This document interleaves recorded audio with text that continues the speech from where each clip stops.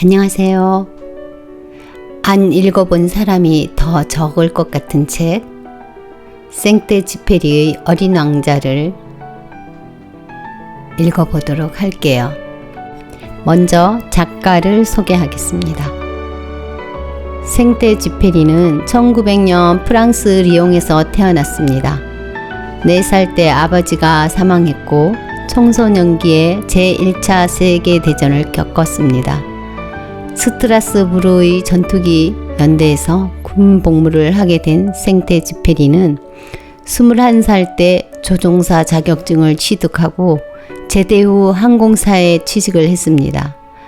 비행은 그에게 직업일 뿐만 아니라 모험과 사색의 연장이었으며 비행 중의 경험과 동료들과의 우정은 많은 작품의 모태가 됩니다. 제2차 세계대전이 일어나자 다시 전투 비행사로 복무했고 1944년 7월 생떼쥐페리는 그르노브 안시 지역으로 출격했으나 돌아오지 못하고 실종되었습니다. 1931년 야행 비행으로 페미니상을 수상했고 1939년 인간의 대지로 아카데미 프랑세즈 소설 대상을 받았습니다. 그 뒤로 남방 우편기 어린 왕자, 성체 등의 작품이 출간되었습니다. 그럼 지금부터 어린 왕자를 읽어보도록 하겠습니다. 레옹 베르트에게. 내가 이 책을 레옹 베르트라는 어른에게 바친 것에 대해 어린이들에게 용서를 구한다. 그럴 만한 중요한 이유가 있기 때문이다. 레옹 베르트는 이 세상에서 나와 가장 친한 친구이기 때문이다. 또 다른 이유는 레옹 베르트는 이 모든 것을 다 이해하는, 어린이들을 위해 쓰인 책까지도 모두 이해할 수 있는 사람이라는 점이다. 마지막 이유는 그가 프랑스에서 굶주리고 추위에 떨며 살고 있기 때문에 그를 위로해 주기 위해서다. 이 모든 이유들로도 충분치 않다면 나는 예전의 어린 시절의 그에게 이 책을 바치기로 하겠다. 어른들은 누구나 다 처음엔 어린아이였다. 그러나 그것을 기억하는 어른들은 그리 많지 않다. 그래서 나는 이 책의 헌사를 이렇게 고쳐 쓰려고 한다. 어린 시절의 레옹 베르트에게. 6살 때 나는 체험담이라는 제목의 원시림에 관한 책에서 놀라운 그림 하나를 본 적이 있다. 보아뱀이 맹수를 잡아먹는 그림이었다. 그 책에는 이렇게 쓰여 있었다. 보아뱀은 먹이를 씹지 않고 통째로 삼켜버린다. 그러고는 그걸 소화시키느라 꼼짝도 하지 않고 6달 동안 잠을 잔단다. 그래서 나는 밀림 속의 신기한 모험들에 대해 곰곰이 생각해 본 후 색연필을 가지고 태어나서 처음으로 그림을 그려보았다. 내 그림 제1호는 이런 것이었다. 나는 내 걸작품을 어른들에게 보여주면서 내 그림이 무섭지 않냐고 물었다. 하지만 어른들은 아니 모자가 뭐가 무섭다는 거니? 라고 대답했다. 나는 모자를 그린 것이 아니었다. 그 그림은 코끼리를 소화시키고 있는 보아뱀이었다. 그래서 나는 어른들이 이해할 수 있도록 보아뱀의 속을 그려주었다. 어른들은 언제나 설명을 해줘야 한다. 내 그림 제2호는 이거였다. 어른들은 나에게 속이 보였다 안 보였다 하는 보아뱀 그림을 집어치우고 지리나 역사, 산수 그리고 문법에 관심을 가져보라고 충고했다. 이렇게 해서 나는 6살에 화가라는 멋진 직업을 포기해버렸다. 내 그림 1호와 2호가 성공하지 못해 실망했기 때문이었다. 어른들은 혼자서는 아무것도 이해하지 못한다. 그렇다고 늘 어른들에게 설명을 하자니 어린이로서는 여간 귀찮은 게 아니다. 어쩔 수 없이 다른 직업을 선택해야 했던 나는 비행기 조종사가 되었다. 그 후 나는 이 세상 이곳저곳을 거의 안 가본 데가 없이 날아다녔다. 그럴 때 지리는 정말로 내게 많은 도움을 주었다. 한 번 보고도 중국과 미국 애리조나주를 구별할 수 있었다. 밤에 길을 잃었을 때도 지리는 내게 아주 유용했다. 이렇게 하여 나는 일생 동안 수많은 사람들을 만날 수 있었다. 어른들 속에서 살면서 그들을 가까이에서 볼 수 있었다. 하지만 그렇다고 해서 어른들에 대한 내 생각이 나아지지는 않았다. 어쩌다 조금 총명해 보이는 사람을 만날 때면 나는 늘 가지고 다니던 내 그림 1호를 꺼내 그 사람에게 보여주었다. 그 사람이 정말로 내 그림을 이해할 줄 아는 사람인지 알고 싶어서였다. 그러나 그 사람 역시 이건 모자야 라고 한결같은 대답을 하는 것이었다. 그러면 나는 보아뱀 이야기도 원시림이나 별들에 관한 이야기도 하지 않은 채 카드놀이나 골프 혹은 정치나 넥타이 이야기를 했다. 그러면 사람들은 오늘 괜찮은 사람 하나 알게 되었다며 매우 흡족해했다. 그래서 나는 6해 전에 사하라 사막에서 비행기가 고장을 일으키기 전까지 진정한 말동무 하나 없이 홀로 지내야 했다. 내 비행기 엔진 속 어딘가가 부서져 버린 사고였다. 정비사도 승객도 없었기에 나는 혼자서 비행기 수리를 해야 했다. 그것은 나에게 생사가 달린 큰 문제였다. 마실 물도 겨우 일주일치밖에 없었다. 그날 밤 나는 사람이 사는 곳으로부터 수천 마일 떨어진 사막 한가운데서 잠을 청했다. 넓은 바다 한가운데서 혼자 뗏목을 타고 표류하는 것보다 더 고립되어 있는 것처럼 느껴졌다. 그러니 해가 뜰 무렵 작고 여린 목소리가 나를 깨웠을 때 내가 얼마나 놀랐을지 상상할 수 있을 것이다. 양 한 마리만 그려줘. 작고 여린 목소리가 말했다. 뭐라고? 양 한 마리만 그려줘. 깜짝 놀란 나는 벌떡 일어나 두 눈을 비비며 주위를 살폈다. 그랬더니 정말 이상하게 생긴 조그마한 사내아이가 진지한 얼굴로 나를 쳐다보고 있었다. 나는 그 아이의 갑작스러운 출현에 너무 놀라서 눈을 휘둥그레 뜨고 그를 바라보았다. 이상한 것은 그 아이는 길을 잃은 것 같지도 않고 지쳐있거나 배가 고프거나 목말라 보이지도 않았으며 두려워하는 것 같지도 않았다. 사람이 사는 곳에서 수천 마일이나 떨어진 사막에서 길을 잃은 아이의 모습이라고는 전혀 찾아볼 수 없었다. 난 마음을 진정시키고 겨우 입을 열었다. 그런데 너 여기서 뭐하니? 그러자 그 아이는 매우 심각한 표정을 지며 나지막히 말했다.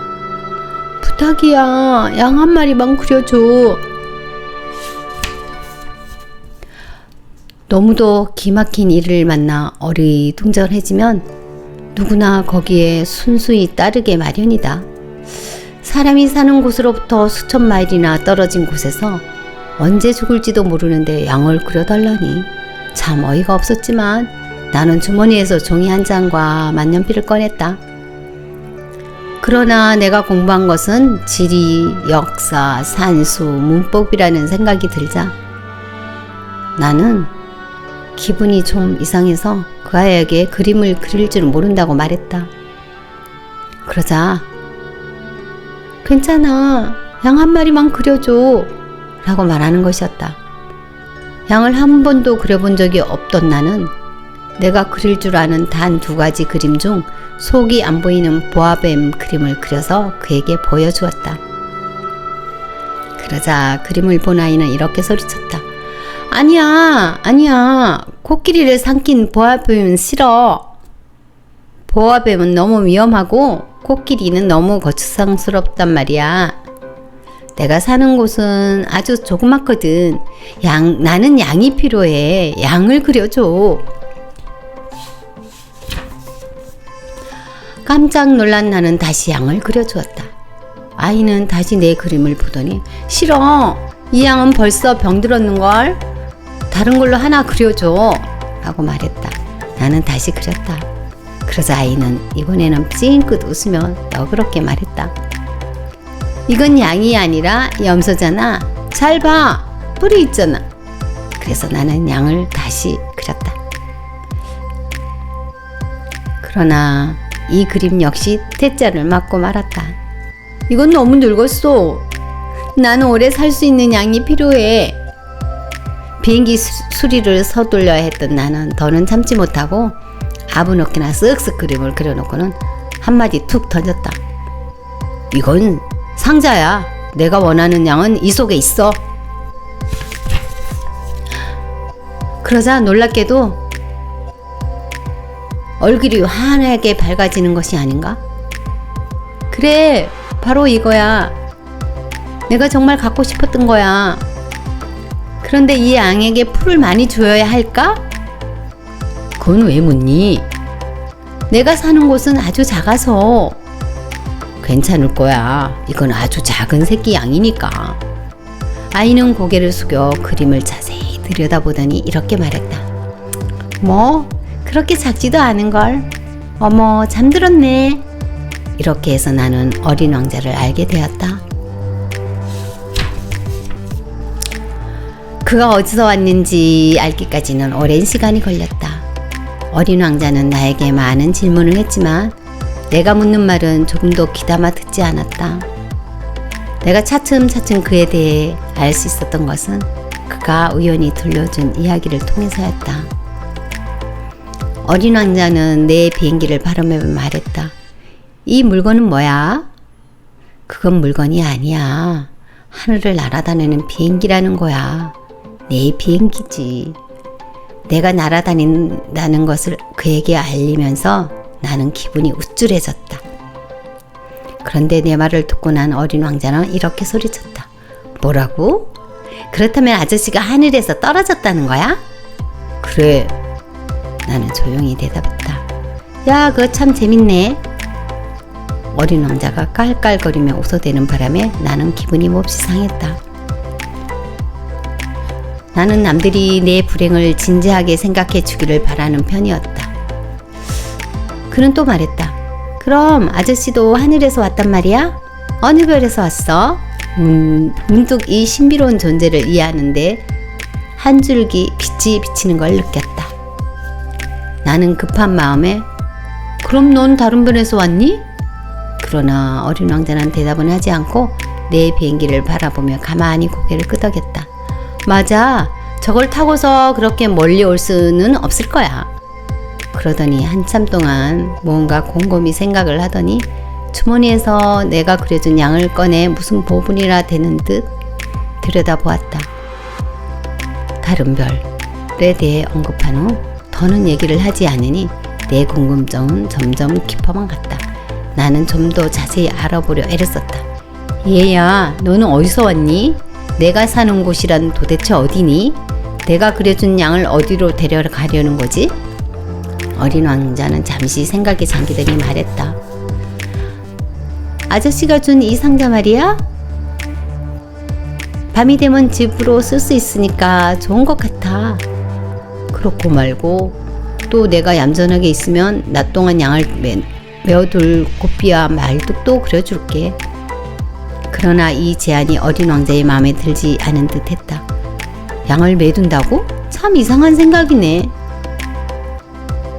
그렇지만 매두지 않으면 이상한 데로 가버리거나 길을 잃을지도 모르고. 그러자 어린 왕자는 또 한 번 까르르 울음을 터뜨렸다. 아니, 대체 가긴 어딜 간단 말이야. 어디로든 곧장 앞으로 가거든. 또 그러자 어린 왕자가 말했다. 괜찮아. 내가 사는 곳은 아주 작으니까. 그리고 약간 슬픈 표정으로 덧붙여 말했다. 앞으로 똑바로 가봐야 멀리 갈 수도 없는걸.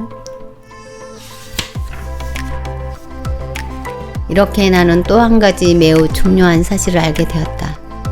어린 왕자가 살고 있는 별이 겨우 집 한 채보다 클까 말까 하다는 것이다. 난 그 사실에 놀래지는 않았다. 지구, 목성, 화성, 금성같이 사람들이 이름을 붙인 별들 말고도 다른 떠돌이 별들이 수백 개나 있고 어떤 것은 너무 작아서 만원경으로도 보기 힘든다는 것을 잘 알고 있었기 때문이었다. 때문에 어떤 천문학자는 그런 별을 발견하면 이름 대신 번호를 매긴다. 예를 들면 소행성 32515라는 식으로 말이다. 나는 어린 왕자가 떠나온 별이 소행성 B612라고 믿는다. 이 소행성은 1909년에 터키 어느 천문학자가 만원경으로 딱 한 번 본 적이 있는 별이다. 그래. 그때 그 학자는 국제천문학회에서 자신이 발견한 사실을 확실히 증명해 보였다.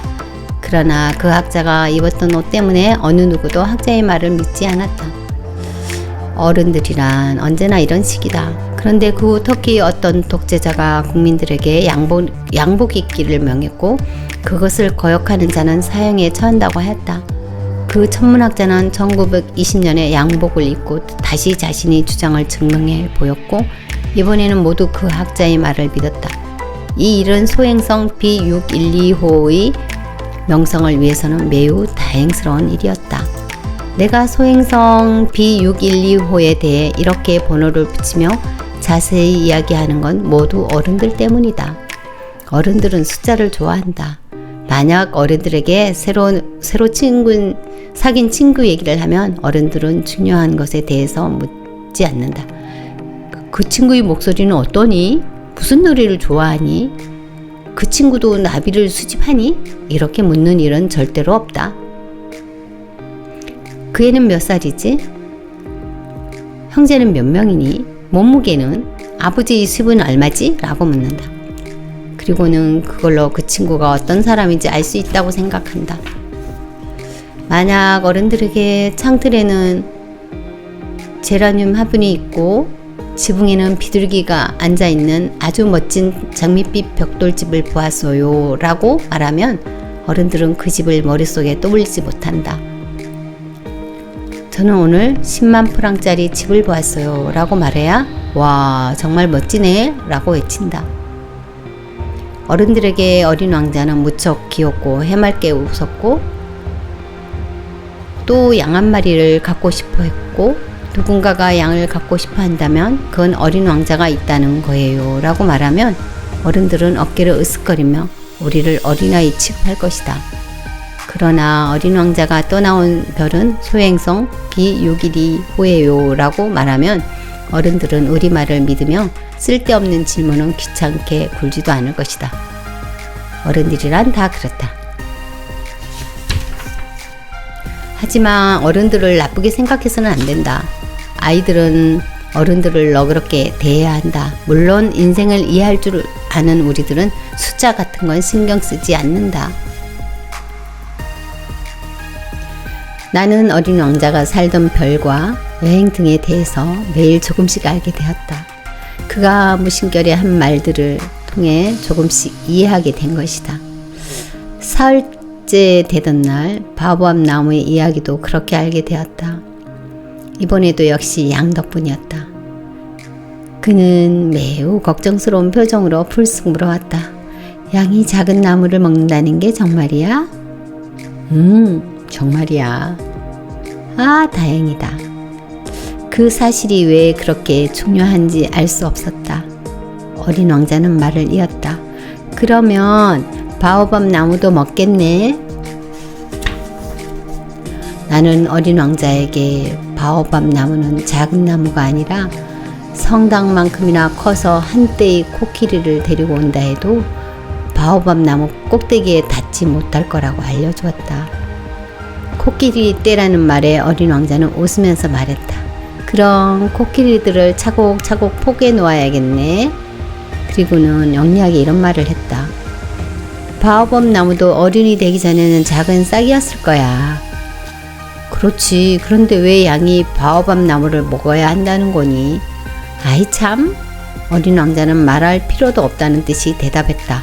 그래서 나 혼자 그 궁금증을 풀기 위해 한참 동안 머리를 짜내며 생각해야 했다. 다른 모든 별들이 그렇듯 어린 왕자의 별에도 좋은 풀과 나쁜 풀들이 있다. 그건 곧 좋은 씨앗과 나쁜 씨앗이 있다는 뜻이다. 그러나 씨앗은 눈에 보이지 않는다. 씨앗은 땅속 깊은 곳에서 잠을 자고 있다가 그중 하나가 갑자기 잠에서 깨어나는 것이다.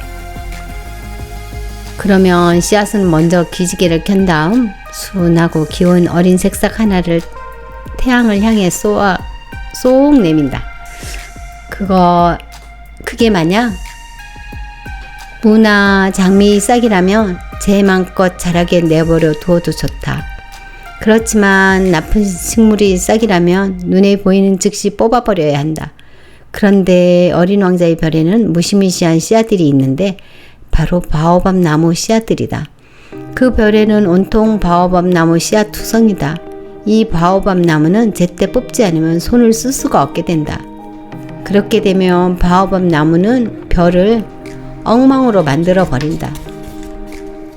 그 뿌리가 별에 구멍을 뚫고 파고들기 때문이다. 이렇게 작은 별에서 덩치가 큰 바오밥 나무가 자라면 별은 결국 산산조각 나 버리게 되는 것이다. 어린 왕자는 나중에 이런 말을 했다.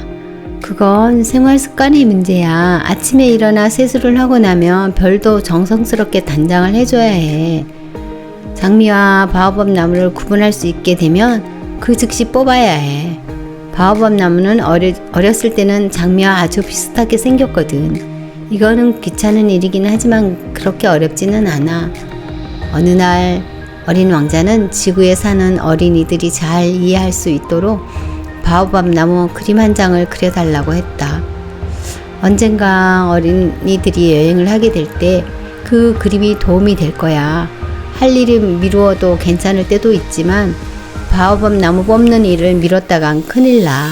내가 아는 어떤 별에 게으른 사람이 있는데 그는 바오밥 나무 3그루를 그냥 내버려 두었다가 그만. 그래서 나는 어린 왕자가 말해주는 대로 그 별을 그렸다.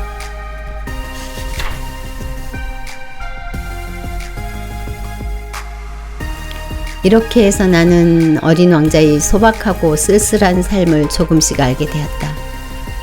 오랫동안 그의 즐거움이라고는 해가 지는 모습을 바라보는 것 말고는 없었다는 것을 말이다. 나흘째 된 날 아침 그가 들려준 이야기로 그 사실을 알게 되었다. 나는 해 지는 풍경이 좋아. 우리 해 지는 거 보러 같이 가. 기다려야지. 기다리다니 뭘? 해가 지기를 기다려야지. 어린 왕자는 잠시 놀라더니 이내 겸연쩍어하며 빙긋이 웃었다. 아 참, 여기가 우리 집인 줄 알았네. 누구나 알고 있겠지만 미국이 정오일 때 프랑스는 해가 진다. 프랑스로 단숨에 달려갈 수만 있다면 석양을 볼 수도 있을 것이다. 그러나 불행하게도 프랑스는 너무 멀리 있다. 하지만 그의 작은 별에서라면 의자를 몇 발짝 뒤로 물러놓기만 하면 된다. 그래서 언제든 보고 싶을 때면 황홀을 바라볼 수 있다. 어떤 날은 43번이나 해가 지는 걸 보았어. 그리고는 잠시 후에 말을 이었다. 마음이 슬플 때는 지는 해의 모습이 정말 좋아. 그럼 43번이나 본 날은 아주 슬펐구나. 그러나 어린 왕자는 아무 대답도 하지 않았다. 닷새째 되던 날 역시 양 덕분에 어린 왕자의 삶에 얽힌 비밀 하나가 더 밝혀졌다. 그가 오랫동안 혼자서 고심했던 문제를 불쑥 물어왔다. 그건 나도 모르는 것이었다. 양은 작은 나무를 먹으니까 꽃도 먹겠네. 양은 닥치는 대로 무엇이든지 먹지. 그럼 가시가 있는 꽃도? 그럼 가시가 있는 꽃도 먹지.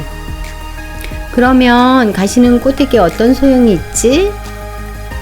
나는 그것을 미처 생각하지 못했었다. 그때 나는 비행기 엔진이 꽉 조여진 볼트를 푸느라 정신이 없었다. 게다가 비행기 고장이 매우 심각한 상태였고 마실 물도 거의 다 떨어져 걱정이 이만저만이 아니었다. 가시는 어디에 필요한 거야? 어린 왕자는 한 번 질문을 하면 결코 포기할 줄 몰랐다. 나는 볼트 때문에 신경이 곤두서 있었으므로 아무렇게나 대답해 버렸다. 가시는 아무 쓸데없는 거야. 꽃들이 괜히 심술 부려 생긴 거야. 그래? 잠시 말이 없던 어린 왕자는 화가 난 목소리로 소리쳤다. 아저씨는 순 엉터리야. 꽃들은 연약하고 신진해. 꽃들은 자기 자신을 보호하는 거야. 가시를 가지고 있으면 자기들이 무서워 보일 거라고 믿고 있는 거라고. 나는 아무 대답도 하지 않았다. 나는 그때 이번에도 이 볼트가 안 빠진다면 망치로 두들겨 깨버릴 테다 라고 생각하고 있었는데 어린 왕자가 또다시 내 생각을 방해했다. 아저씨는 그렇게 생각하고 있는 거야? 꽃들이? 그만, 제발 그만 좀 해도 나는 아무것도 몰라. 되는 대로 대답한 거야. 나는 지금 중요한 일을 하고 있단 말이야. 내가 소리치자 어린 왕자는 깜짝 놀라며 나를 바라보았다. 중요한 일이라고? 어린 왕자는 시커멓게 기름투성이가 낸 손으로 망치를 잡고 그에게 매우 흉측해 보였음을 물체 위로 몸을 숙이고 있는 나를 보면서 말했다. 아저씨는 어른처럼 말하고 있어. 이 말에 나는 좀 부끄러웠다. 그는 사정없이 말을 이었다. 아저씨는 모든 것을 혼동하고 있어. 모두 뒤죽박죽 만들어 버렸어. 그는 정말 화가 나 있었다. 그의 금빛 머리카락이 바람에 나부꼈다.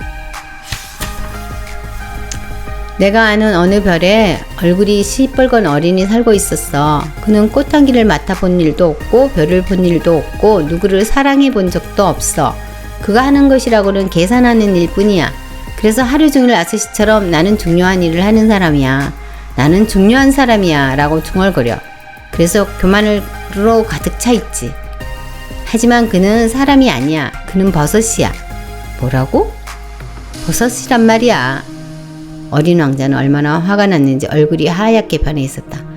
수백만 년 전부터 꽃들은 가시를 만들었어. 또 수백만 년 전부터 양들은 그 꽃들을 먹었어.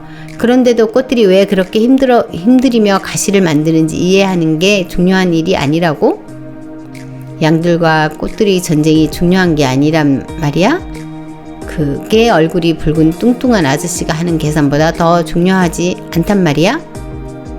그래서 이 세상 어디에도 없고 오직 내 별에만 있는 단 한 송이 꽃을 내가 알고 있고 어느 날 양이 무심코 그걸 먹어버릴지도 모르는데 그게 중요한 일이 아니라는 거야? 그는 얼굴을 붉히며 말을 이었다.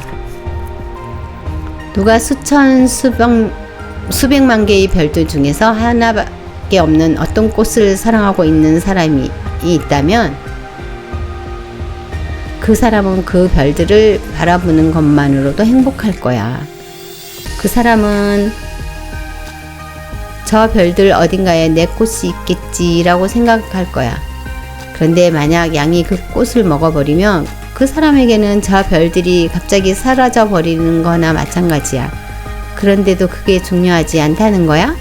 어린 왕자는 더 말을 잇지 못하고 흐느껴 울기 시작했다. 어느새 밤이 깊었다. 나는 손에 든 연장을 내려놓았다. 망치도 볼트도 목마름도 죽음마저도 모두 우스워 보였다. 어떤 별? 어느 행성에 아니 내 행성에 이 지구 위에 위로해 주어야 할 어린 왕자가 있는 것이다. 나는 어린 왕자를 팔로 감싸 안고 부드럽게 흔들면서 달래주었다. 무슨 말을 해야 할지 몰랐다. 어떻게 그를 달래줘야 할지 어떻게 그의 마음을 되돌려야 할지 당황스러웠다. 내가 사랑하는 그 꽃은 괜찮을 거야.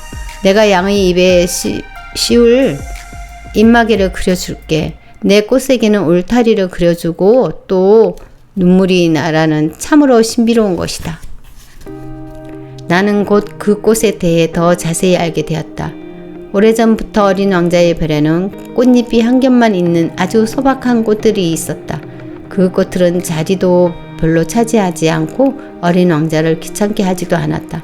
아침이면 풀 속의 모습을 드러냈다가 저녁이면 사라져버리는 그런 꽃들이었다. 어느 날 어디서 날아왔는지 알 수 없는 어떤 씨앗이 싹을 틔웠다. 어린 왕자는 다른 싹들과는 다른 그 어린 싹을 유심히 지켜보았다. 바오밥 나무의 일종인지도 모르기 때문이었다. 그런데 그 작은 나무는 곧 성장을 멈추고 꽃을 피울 준비를 하기 시작했다. 커다란 꽃망울이 맺히는 것을 지켜보고 있노라니 거기서 어떤 기적 같은 것이 일어날 것만 같았다.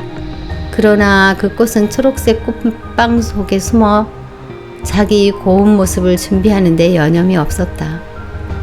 세심하게 빛깔을 고르고 꽃잎을 하나둘씩 다듬으면서 천천히 옷을 입고 있었다. 그 꽃은 양귀비꽃처럼 구겨진 모습으로는 피고 싶어 하지 않았다. 자신의 아름다움이 가장 빛날 때 비로소 피어나고 싶어 했다. 정말 아름다운 꽃이었다. 그 신비로운 몸단장은 며칠이나 계속되었다. 그러던 어느 날 아침 해가 뜰 무렵 꽃은 그 자태를 드러냈다.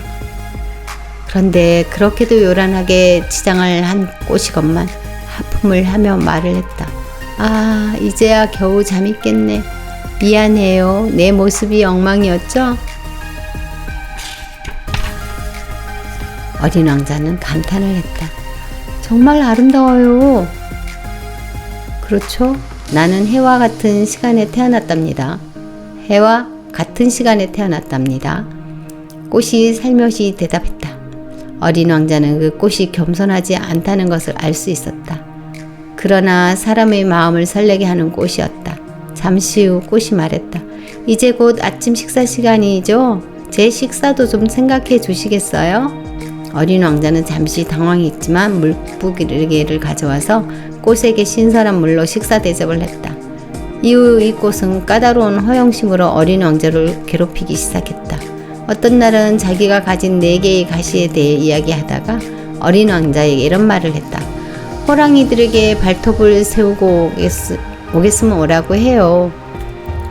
내 별에 호랑이는 없어요. 게다가 호랑이는 풀을 먹지 않아요. 어린 왕자가 말했다. 난 풀이 아니에요. 꽃이 대답했다. 미안해요. 난 호랑이 따위는 조금도 무섭지 않아. 바람만은 질색이에요. 혹시 바람막이를 가지고 있나요? 바람이 질색이라니 이 꽃은 꽤나 까다롭군. 어린 왕자는 생각했다.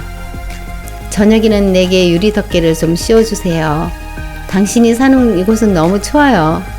환경도 좋지 않고 내가 살던 곳은... 그러더니 꽃은 갑자기 말을 멈췄다. 자신이 씨앗의 몸으로 이곳에 온 것이 생각났기 때문이었다. 그러니 다른 세상에 대해 알 리가 없었다. 거짓말을 하려다 들켜버린 꽃은 자신이 잘못을 어린 왕자 탓으로 돌리려는 듯 헛기침을 했다. 바람막이를 좀 가져다 달라고 했잖아요. 찾아보려는 참이었는데 당신이 말을 계속하고 있어서. 그러자 꽃은 일부러 더 세게 기침을 했다. 어린 왕자는 그 꽃에게 호감이 있으면서도 한편으로는 의심하기 시작했다. 어린 왕자는 꽃이 내뱉는 의미 없는 말조차도 심각하게 받아들였고 그 말로 인해 상처를 받았다. 하루는 어린 왕자가 내게 이런 말을 했다. 그때 그 꽃이 하는 말을 귀담아 듣는 게 아니었어.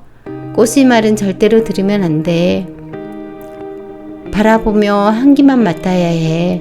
내 별도 꽃의 향기로 가득했지만 나는 그걸 즐길 수가 없었어. 나를 그토록 성가시게 했던 발톱 이야기도 측은한 마음으로 듣고 이해해 줘야 했는데 그는 계속 말을 했다. 나는 그때 아무것도 이해하지 못했어. 꽃의 말이 아닌 행동을 보고 판단했어야 했어. 내게 향기를 전해주고 즐거움을 주었는데 그 꽃을 떠나지 말았어야 했어. 그 허영심 뒤에 가려진 따뜻한 마음을 보았어야 했는데 꽃이란 얼마나 모순된 존재인지 그때 난 꽃을 제대로 사랑하기에는 아직 멀었던 거야. 나는 어린 왕자가 철새들의 이동을 이용해 별을 떠나왔을 거라고 생각했다. 떠났는 날 아침 그는 자신의 별을 정성껏 돌보았다. 한라산들이 구멍도 청소했다. 어린 왕자의 별에는 한라산이 2개 있었다. 이 한라산은 아침 식사를 끓이는 데 매우 편리했다. 그의 별에는 휴 화산도 하나 있었는데 그건 늘 그가 말했던 것처럼 언제 다시 불을 뿜을지 알 수 없는 것이었다. 그래서 휴 화산도 청소해 주었다. 화산들은 잘 청소해주면 폭발하는 일이 없어 규칙적으로 부드럽게 잘 타오른다. 물론 지구의 화산들을 청소한다는 것은 불가능한 일이다. 그렇기에 지구의 화산들은 우리에게 많은 재난을 가져다 준다. 어린 왕자는 좀 섭섭한 마음으로 바오밥 나무의 마지막 싹들을 뽑았다. 다시는 돌아올 수 없을 거라 생각했기 때문이었다. 그렇게 생각하니 매일 했던 이 일들이 그날따라 유난히 친근하고 다정스럽게 느껴지는 것이었다. 마지막으로 꽃에 물을 주고 유리 덮개를 씌워주고 나니 자신도 모르게 눈물이 날 것 같았다. 잘 있어. 그는 꽃에게 말했다. 그러나 꽃은 대답하지 않았다. 그는 다시 말했다. 잘 지내. 그러자 꽃은 기침을 했다. 물론 감기 때문이 아니었다. 마침내 꽃이 대답했다. 미안해. 나는 바보였어. 그리고 행복하길 바래. 어린 왕자는 꽃이 응석을 부리지 않는 것이 이상했다. 그는 유리 덮개를 손에 든 채 멍하니 서 있었다. 갑자기 조용하고 부드럽게 말하는 꽃을 이해할 수가 없었다. 나는 내가 좋아. 꽃이 말했다. 그런데 너는 그 사실을 몰랐지? 그건 내 탓이야. 그렇지만 너도 나와 마찬가지로 바보였어. 하지만 이제 그건 아무래도 좋아. 부디 행복해.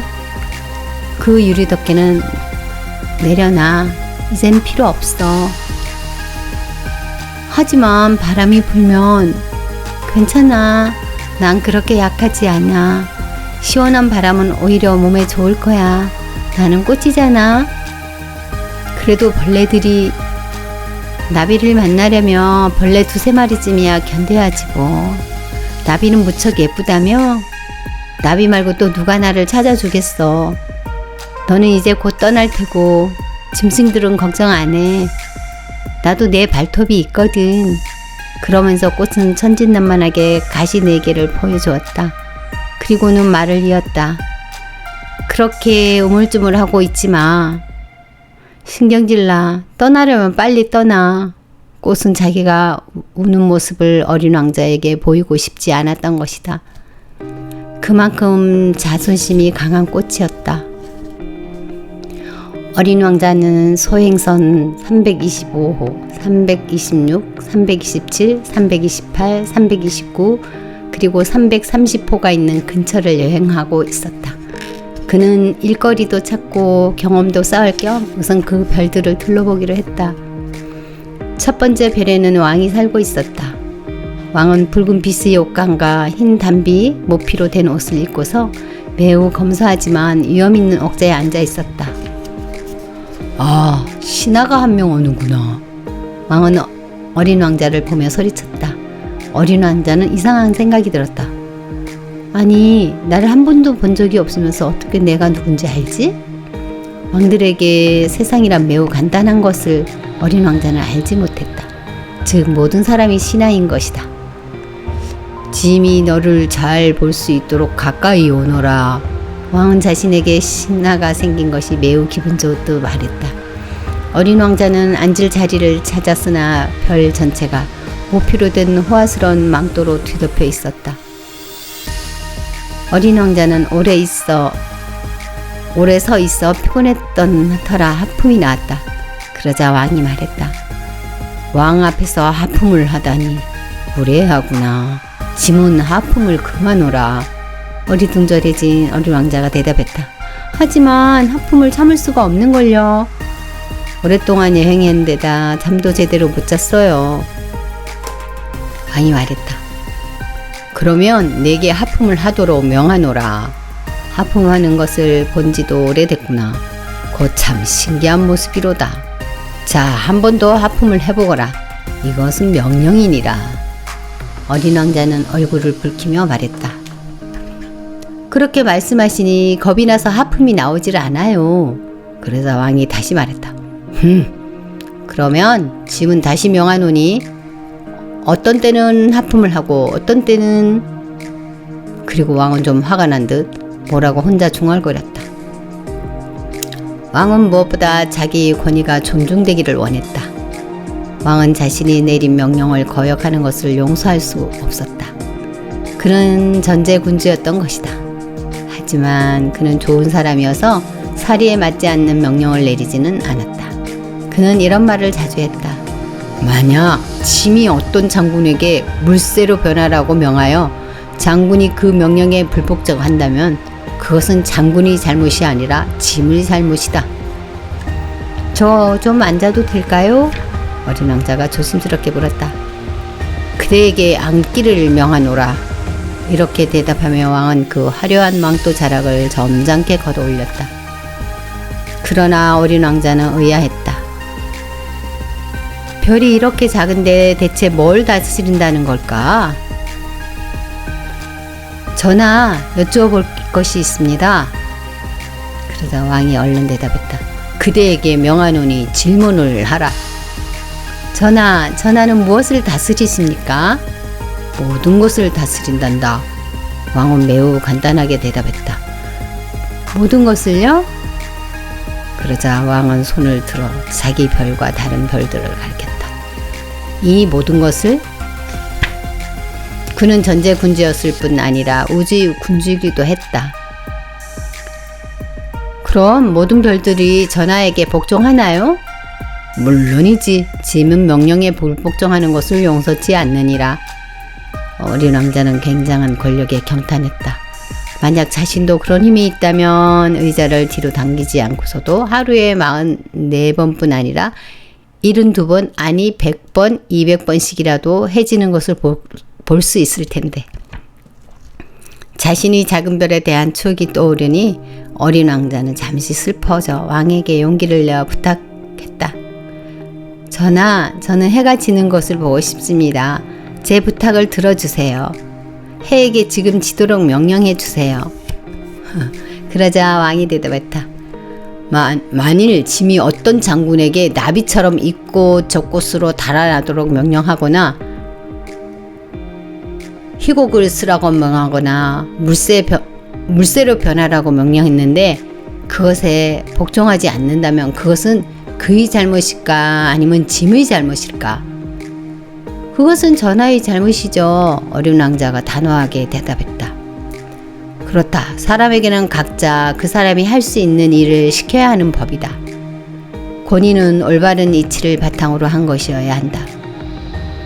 만약 내가 내 백성들에게 바다에 뛰어들라고 명한다면 그들은 반발할 것이다.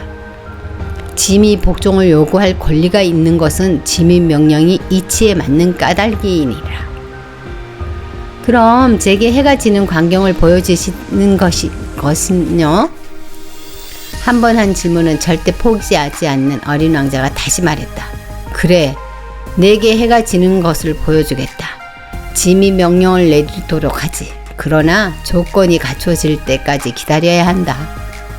그게 바로 별들을 다스리는 방법이란다. 언제쯤 조건이 갖추어지는데요? 어린 왕자가 다시 물었다.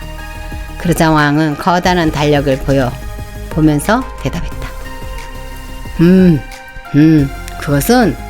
그것은 저녁 7시 40분쯤일 것이다. 그때가 되면 짐의 명령이 얼마나 잘 지켜지는지 그대가 보게 될 것이니라. 어린 왕자는 다시 하품이 나왔다. 해가 지는 것을 볼 수 없어서 아쉬웠다. 그리고 점차 따분해졌다. 이제 이곳에서는 할 일이 없으니 다시 떠나도록 하겠습니다. 떠나지 말거라. 가지 말라. 너를 대신으로 삼겠노라. 신하를 하나 거느리게 된 것이 몹시 좋았던 왕이 서둘러 말했다. 무슨 대신이요? 사법 대신으로 삼겠노라. 하지만 재판할 사람이 하나도 없는데요. 그야 모르는 일이지. 짐은 아직 짐의 왕국을 돌아보지 않았다. 짐은 매우 연로하고 수레를 타고 다닐지 자리도 없고 걸어 다니자니 너무 힘들구나. 왕이 말했다. 아, 제가 벌써 다 보았습니다. 어린 왕자는 허리를 굽혀 별의 저쪽 편을 다시 한번 보면서 말했다. 저 건너편에도 아무도 살지 않아요. 그러자 왕이 말했다. 그렇다면 내 자신을 심판하거라. 그것이 가장 어려운 일이라. 다른 사람을 심판하는 것보다 자기 자신을 심판하는 것이 훨씬 더 어려운 일이다. 만약 내가 자신을 잘 심판할 수 있다면 그건 내가 진정으로 지혜로운 사람이기 때문이다. 제 자신을 심판하는 일이라면 어디서든 할 수 있어요. 꼭 여기서 살 필요는 없어요.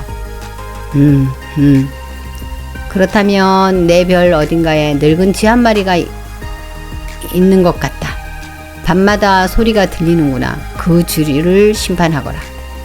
때때로 그에게 사형 선고를 내리거나 그러면 그 생명이 내 손에 달려있게 되느니라. 그렇지만 매번 특사를 내려 쥐를 살려두도록 하라. 한 마리밖에 없는 쥐니까 말이다.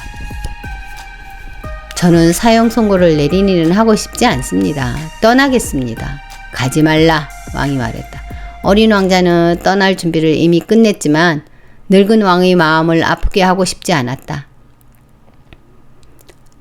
전하께서 끝내 전하의 권위를 지키시려면 제게 이치에 맞는 명령을 내리시면 되잖아요. 어때요? 제게 1분 내로 떠나도록 명령하시는 것이 지금 그 명령을 내리기에 좋은 조건인 것 같은데요. 왕은 아무 대답도 하지 않았다.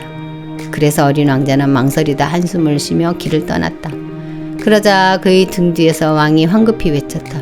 그대를 내 외교관으로 명하노라. 왕은 잔뜩 위험을 부려만했다. 어른들이랑 참 알 수 없단 말이야.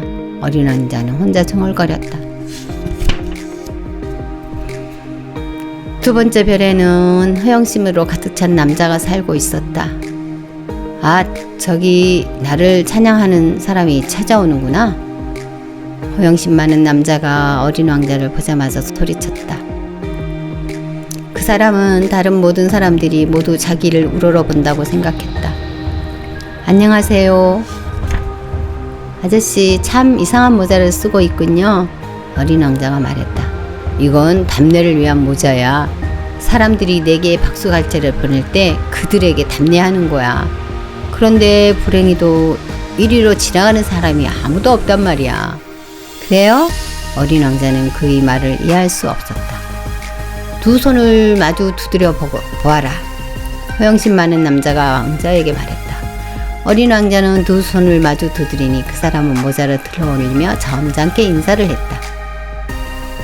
왕을 방문할 때보다 더 재밌는걸? 어린 왕자는 생각했다. 그래서 다시 박수를 쳤다. 허영심 많은 사람은 또 모자를 들어올리며 인사했다. 이렇게 몇 번을 되풀이하고 나니 어린 왕자는 지루해졌다. 그래서 허영심 많은 남자에게 질문했다. 그런데 모자를 떨어뜨리게 하려면 어떻게 해야 하지요?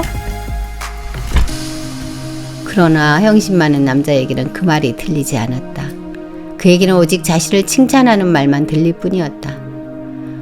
저는 정말로 나를 칭찬하는 거지. 그가 어린 왕자에게 말했다. 칭찬이 뭔데요? 그건 말이야. 내가 이 별에서 가장 잘생기고 가장 옷을 잘 입고 가장 부자이고 가장 똑똑하다고 인정해 주는 거지. 하지만 이 별에는 아저씨뿐이잖아요. 어쨌든 나를 좀 기쁘게 해줘. 나를 칭찬해 달란 말이야. 어린 왕자는 어깨를 조금 으쓱하면서 말했다. 좋아요. 아저씨를 칭찬할게요. 그런데 그게 아저씨에게 무슨 소용이 있죠? 그리고는 어린 왕자는 그 별을 떠났다. 어른들이랑 정말 이상하고 이런 생각을 하면서 어린 왕자는 여행을 계속했다. 그 다음 별에는 술꾼이 살고 있었다. 이번 방문은 매우 짧았지만 어린 왕자를 몹시 우울하게 만들었다. 그곳에는 빈 병 한 무더기와 술이 가득 든 병 한 무더기를 쭉 늘어놓고 말없이 앉아있는 한 남자가 있었다. 어린 왕자가 말했다. 아저씨, 뭘 하고 있어요? 술 마시지. 금세려도 울 듯한 표정으로 그가 대답했다. 왜 마셔요? 잊기 위해서지. 있다니 뭘 잊는다는 거죠? 어린 왕자는 측은한 생각이 들어서 다시 물었다. 부끄러움을 잊기 위해서지. 고개를 떨구며 술꾼이 대답했다. 뭐가 부끄러운데요? 어린 왕자는 그를 돕고 싶은 마음에 이렇게 물었다. 술을 마시고 있다는 게 부끄러워. 술꾼은 이렇게 대답하고 입을 다물어 버렸다. 어이가 없어진 왕자는 그것을 걷떠났다. 어른들이랑 정말이지 알 수가 없어. 이렇게 생각하며 다시 여행길에 올랐다. 네 번째 별에는 사업가가 살고 있었다. 그 사람은 얼마나 바쁜지 어린 왕자가 다가가도 고개조차 들지 않았다. 안녕하세요. 담뱃불이 꺼졌어요. 어린 왕자가 말했다. 3 더하기 2는 5, 5 더하기 7은 12, 12 더하기 3은 15. 안녕? 15 더하기 7은 22, 22 더하기 6은 28. 담뱃불을 붙일 시간이 없구나. 26 더하기 5는 31이니까 휴. 그러니까 합이 5억 162만 2731이군. 5억이라니 뭐가 5억 개예요?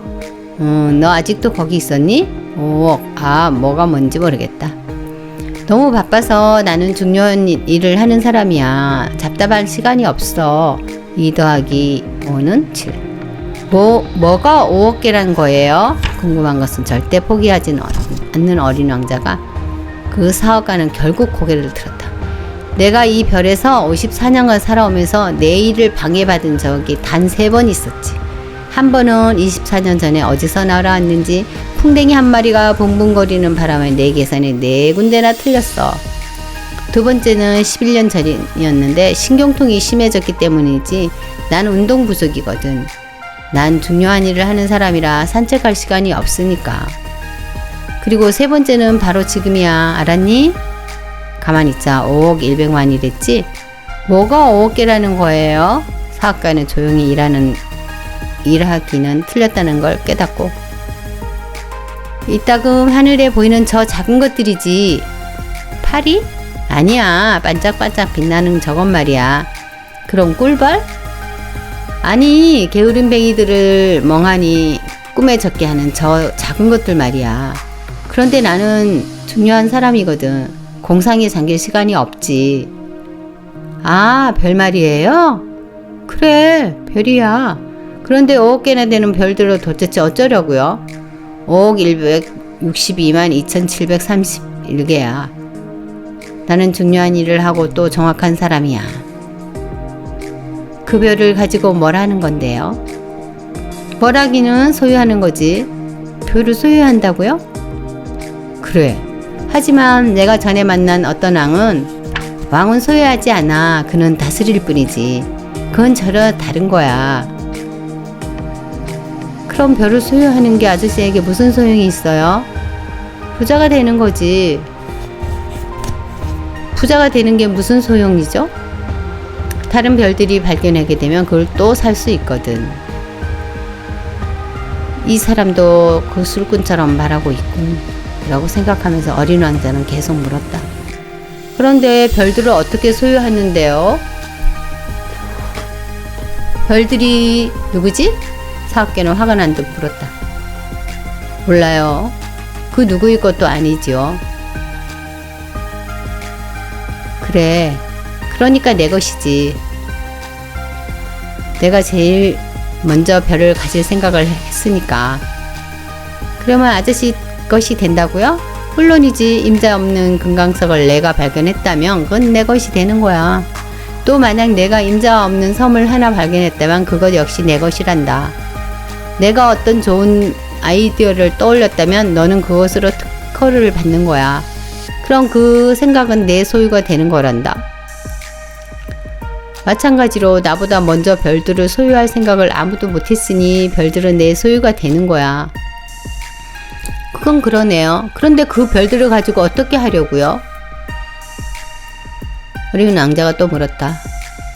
그것을 관리하지. 세어보고 또 계산하고 그건 어려운 일이야. 하지만 난 성실한 사람이지. 어린 왕자는 그래도 잘 이해가 되질 않았다. 나는 머플러를 가지고 있을 때 그걸 목에 두르고 다녀요. 그리고 꽃을 소유하고 있을 땐 그걸 꺾어 가지고 다닐 수 있고, 하지만 아저씨는 별들을 꺾을 수가 없잖아요. 하지만 나는 그것을 은행에 맡길 수 있다? 그게 무슨 말이죠? 조그만 종이 조각에 내 별들이 숫자를 적어서 서랍 속에 넣고 자물쇠로 잠그는 거지. 그게 전부예요? 그래. 어린 왕자는 그거 참 재미있다. 꽤 운치도 있는 것 같고, 하지만 그리 중요한 일은 아닌 것 같군 이라고 생각했다.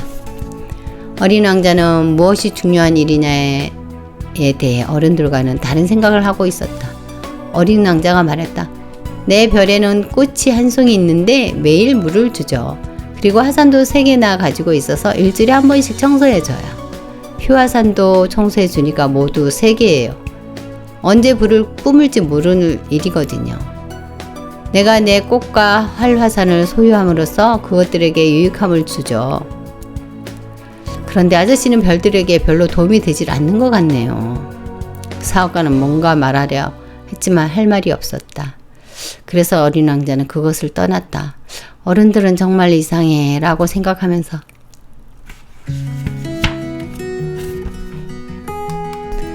다섯 번째 별은 무척 흥미로운 별이었다. 지금까지 별들 중 가장 작은 별이었다. 그곳에는 가로등 하나와 가로등을 켜는 한 사람 자리 외에는 없었다.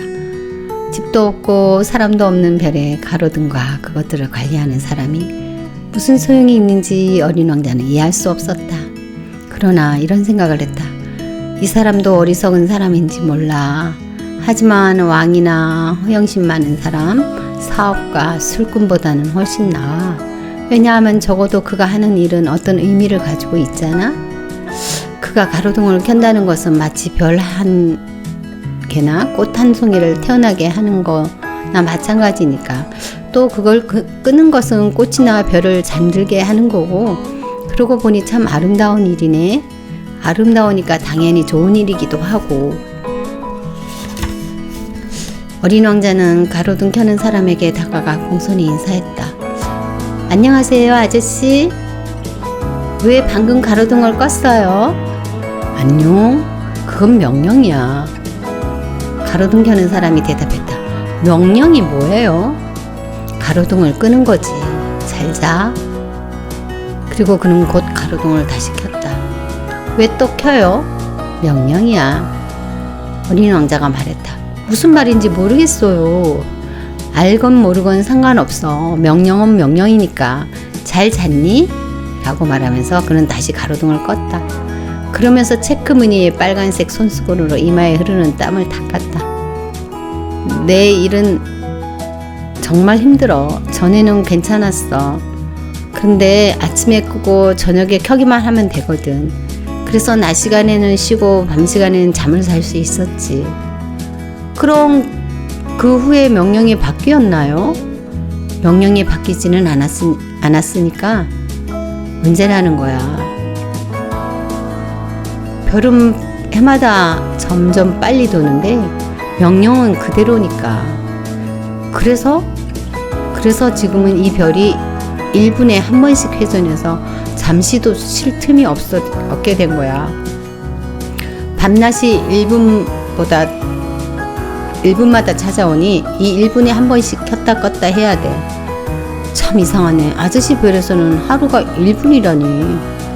조금도 이상할 거 없어. 우리가 이야기하는 동안 벌써 한 달이 되었어. 가로등 켜는 사람이 말했다. 한 달이나? 그래. 30분이니까 30일이지. 잘 자. 이렇게 말하고는 그는 다시 불을 켰다. 어린 왕자는 물끄러미 그를 바라보았다. 그는 그토록 지시를 잘 따르는 그 남자가 좋아졌다. 의자를 뒤로 당겨가면서 해지는 걸 보고 싶어 했던 지난날이 생각났기 때문이었다. 어린 왕자는 그 사람을 도와주고 싶었다.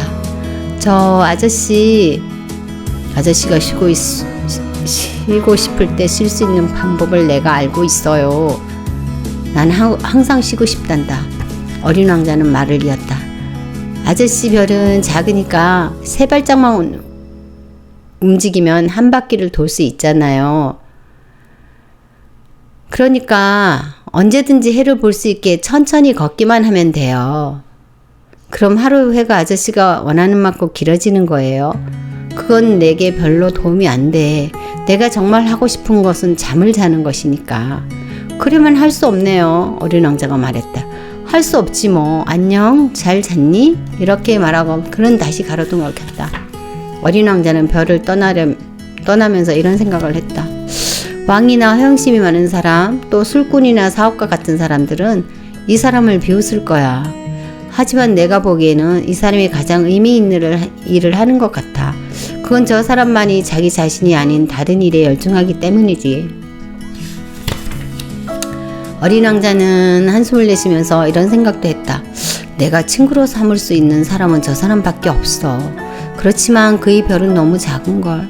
두 사람이 살 자리가 없어.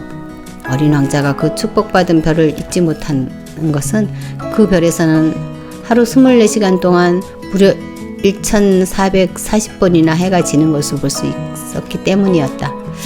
그것은 어린 왕자가 스스로에게도 차마 고백하지 못하는 것이었다. 6번째 별은 먼저 별보다 10배나 큰 별이었다. 그 별에는 엄청나게 큰 책을 쓰는 노인이 살고 있었다. 아, 탐험가가 오는군. 어린 왕자를 보며 그가 큰 소리로 외쳤다. 어린 왕자는 테이블 위에 걸터 앉아 숨을 약간 몰아쉬었다. 어린 왕자는 난생 처음 긴 여행을 하고 있었던 것이다. 어디서 오는 거냐? 노인이 물었다. 이 두꺼운 책은 뭐예요? 여기서 뭘 하시는 거죠? 어린 왕자가 물었다. 난 지리학자란다. 노인이 말했다. 지리학자요? 바다와 강, 도시, 산, 그리고 사막이 어디에 있는지를 아는 사람이지. 그게 참 재미있겠어요. 그야말로 직업다운 직업이군요. 어린 왕자는 이렇게 말하며 지리학자의 별을 둘러보았다. 그는 아직 이처럼 훌륭한 별을 본 일이 없었다. 할아버지 별은 참 아름답네요. 넓은 바다도 있나요? 글쎄, 모르겠구나. 지리학자가 말했다. 그래요? 어린 왕자는 실망했다. 그럼 산은요? 그것도 모르겠는걸. 지리학자가 말했다. 그럼 도시와 강과 사막은요? 그것도 알 수가 없다. 할아버지는 지리학자면서 모른다고요? 맞아. 하지만 난 탐험가가 아니거든. 내겐 탐험가 소질이 부족하단다. 그리고 도시와 강, 산, 바다와 태양, 사막 등을 새로 다니는 건 지리학자가 하는 일이 아니란다. 지리학자는 아주 중요한 사람들이라 돌아다닐 수가 없단다. 서재를 떠나지 못해. 그러나 서재에서 탐험가들을 만나는 거지. 탐험가들에게 여러 가지 질문을 해서 그들의 경험을 기록하는 거야. 탐험가들의 경험 중에 흥미로운 게 있으면 지리학자는 그 사람의 인격을 조사한단다. 그건 왜요? 탐험가가 거짓말을 하면 지리책에 크나큰 이변이 일어나게 될 테니까. 탐험가가 술을 너무 많이 마셔도 그렇지. 그건 왜요? 술에 취한 사람은 모든 게 둘로 보이거든. 그렇게 되면 하나뿐인 산을 둘이라고 기록하게 될지도 모르잖아. 그럼 내가 아는 어떤 사람도 탐험가 자격이 있겠군요. 어린 왕자가 말했다. 그럴 수도 있지. 그래서 탐험가의 정신 상태가 훌륭하다고 판단될 때는 그가 발견한 곳을 조사한단다. 가보시나요? 아니, 그건 너무 힘든 일이야. 대신 탐험가에게 증거를 제시하라고 한단다. 가령 큰 산을 발견했다면 거기서 큰 돌을 가져오라고 하는 거지. 지리학자는 갑자기 흥분했다. 아, 너는 지금 멀리서 왔지? 넌 탐험가구나? 내가 살던 별 이야기를 해다오. 그러더니 지리학자는 노트를 펴고 연필을 깎았다. 지리학자는 탐험가의 이야기를 연필로 적어두었다가 그가 증거를 가져오면 다시 잉크로 적었다. 자, 시작해볼까? 지리학자가 말했다. 아, 제가 살던 별은 별로 흥미로운 곳이 없어요. 아주 작거든요. 화산이 셋이 있는데 2개는 한라산이고 나머지 하나는 불이 꺼진 화산이지요. 하지만 언제 어떻게 될지 모르지요. 그래? 그야 알 수 없지. 저에겐 꽃도 한 송이 있어요. 우린 꽃은 기록하지 않아. 왜요? 그게 더 예쁜데요. 꽃들은 일시적인 존재니까. 일시적인 존재가 뭐예요? 지리책은 모든 책 중에 가장 귀한 책이란다. 그것은 절대로 시대에 떨어지는 일이 없다. 산이 자리를 바꾼다는 건 아주 드문 일이고 큰 바다의 물이 말라버린다는 것도 아주 드문 일이지. 우리는 변하지 않는 것만 쓴단다. 그런데 일시적인 존재가 무슨 뜻이에요? 화산이 꺼져 있든 깨어 있든 우리에게는 마찬가지다. 우리에게 중요한 것은 산이지 그것은 변하지 않으니까. 대체 일시적인 존재가 무슨 뜻인지 알려주세요. 한번 물어본 것은 절대로 포기하지 않는 어린 왕자였다. 그것은 머지않은 장래에 사라질 염려가 있다는 뜻이지. 내 꽃이 머지않아 않은 장래에 사라질 염려가 있다고요? 그렇단다. 내 꽃은 일시적인 존재야. 세상에 대항할 거라고는 4개의 가시밖에 없는데 그런 꽃을 내 별에 혼자 내버려두고 왔어? 어린 왕자는 처음으로 별을 떠나온 것을 후회했다. 그러나 다시 용기를 내 물었다. 그럼 제가 어디로 가보는 게 좋을까요? 지구라는 별로 가보거라. 대단히 평판이 좋은 별이거든. 이렇게 해서 어린 왕자는 자신의 꽃을 걱정하면서도 다시 길을 떠났다.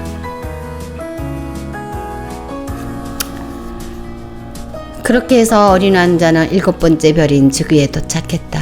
지구는 지금까지 별과는 달랐다. 지구는 111명의 왕과 7,000명의 지리학자, 90만 명의 사학가, 750만 명의 술꾼, 3억 1,100만 명의 허영심 많은들, 다시 말해 약 20억쯤 되는 어른들이 살고 있다.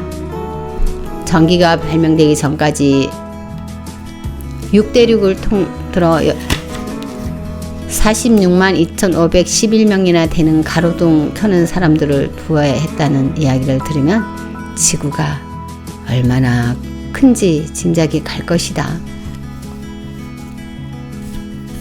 그래서 좀 더 멀리 떨어진 곳에서 보면 눈부시게 멋진 광경이 벌어지는 것이었다. 이 무리의 움직임을 보면 마치 오페라의 발레단처럼 질서정연했다. 맨 처음은 뉴질랜드와 오스트리아, 일리아의 가로등 켜는 사람들이 차례였다. 그들은 가로등을 켜고 나면 잠을 자러 갔다. 그리고 나면 중국과 시베리아의 가로등 점화하는 사람들이 발레 무대에 나타났다. 그들 역시 무대 뒤로 몸을 감추며 러시아와 인도의 가로등 켜는 사람이 나타나고 그 다음에는 아프리카와 유럽의 가로등 켜는 사람들, 또 그 다음에는 남아메리카, 또 그 다음에는 북아메리카의 가로등 켜는 사람들이 차례로 나타났다. 그리고 그들이 무대에 나타난 순서는 틀린 법이 없다. 그것은 무척 장엄한 광경이었다. 오직 북극의 단 하나밖에 없는 가로등 켜는 사람과 그와 함께 선택된 남극의 동료만이 한가로이 태평스러운 생활을 하고 있었다. 그들은 1년에 2번 일을 할 뿐이었다. 재미있게 이야기를 하려다 보면 조금은 거짓말을 하는 수도 있다. 가로등 켜는 사람들에 대해 내가 한 이야기는 정확한 것은 아니다. 지구를 잘 알지 못하는 사람들에게 자칫하면 지구에 대한 잘못된 상식을 갖게 할 수도 있을 것이다. 사람들은 지구에서 아주 작은 부분밖에 차지하지 못하고 있다.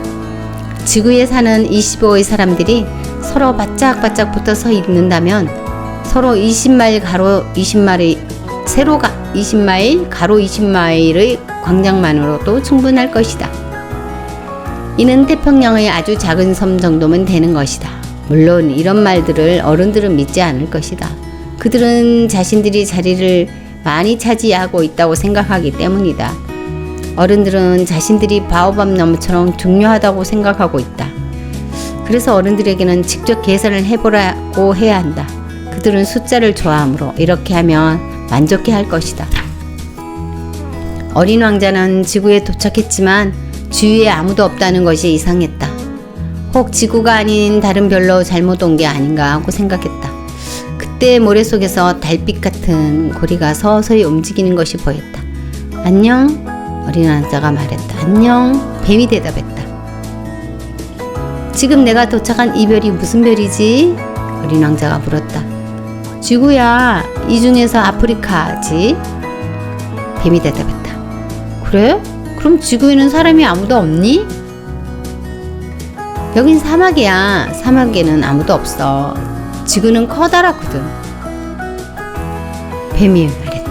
어린 왕자는 돌 위에 앉아 하늘을 쳐다보았다. 별들은 사람들이 언제고 제별을 찾아낼 수 있게 불을 켜고 반짝이는 거야. 내 별을 봐. 바로 우리들 위에 있어. 그런데 어쩌면 저렇게 멀리 있을까? 아름다운 별이구나. 그런데 넌 여기서 무엇 때문에 왔니? 뱀이 말했다. 나는 어떤 꽃하고 안 좋은 일이 있었어. 어린 왕자가 말했다. 그래? 그리고 나서 그들은 서로 입을 다물었다. 잠시 후 어린 왕자가 다시 말했다. 사람들은 어디에 있어? 사막에서는 조금 외롭구나. 사람들 속에서도 외롭기는 마찬가지야. 뱀이 말했다. 어린 왕자는 그를 한참 바라보았다. 너는 아주 재미있게 생겼구나. 손가락처럼 가느다랗고. 그래도 난 왕의 손가락보다도 무섭단다. 뱀이 말했다. 어린 왕자는 미소 지었다. 그렇게 무섭게 보이지는 않는걸? 발도 없고 여행할 수도 없잖아. 난 배보다도 더 먼 곳으로 너를 데려다 줄 수 있어. 뱀이 말했다. 뱀은 어린 왕자의 발목에 팔찌처럼 몸을 휙 감더니 나를 건드리는 사람마다 난 그가 나왔던 땅으로 돌려보내지. 하지만 너는 순진하고 또 다른 별에서 왔으니까 어린 왕자는 대답을 하지 않았다. 그렇게도 연약한 몸으로 바위투성인 이곳에 내가 있는 걸 보니 측은한 마음이 드는구나. 내 별이 그리울 때면 언제든지 얘기하렴. 내가 너를 도와줄게. 난. 알았어. 그런데 너는 왜 그렇게 수수께끼 같은 말만 하니? 난 그 모든 걸 해결할 수 있으니까. 뱀이 말했다. 그리고 그들은 서로 아무 말도 하지 않았다. 어린 왕자는 사막을 이리저리 헤매었지만 만난 곳이라고는 꽃 한 송이 뿐이었다. 세 장의 꽃잎이 전부인 초라한 꽃이었다. 안녕? 어린 왕자가 말했다. 안녕? 꽃이 말했다. 사람들이 어디에 있는지 아니? 꽃은 언제나 대상의 무리가 지나가는 것을 본 적이 있었다. 사람들이라고? 몇 해 전에 47 사람을 본 적이 있어. 하지만 그들이 지금 어디 있는지는 알 수가 없어. 그들은 바람 따라 또 돌아다니거든. 안녕? 잘 있어. 어린 왕자는 작별을 구했다. 안녕? 잘 가. 꽃도 작별 인사를 했다. 어린 왕자는 높은 산 위로 올라갔다.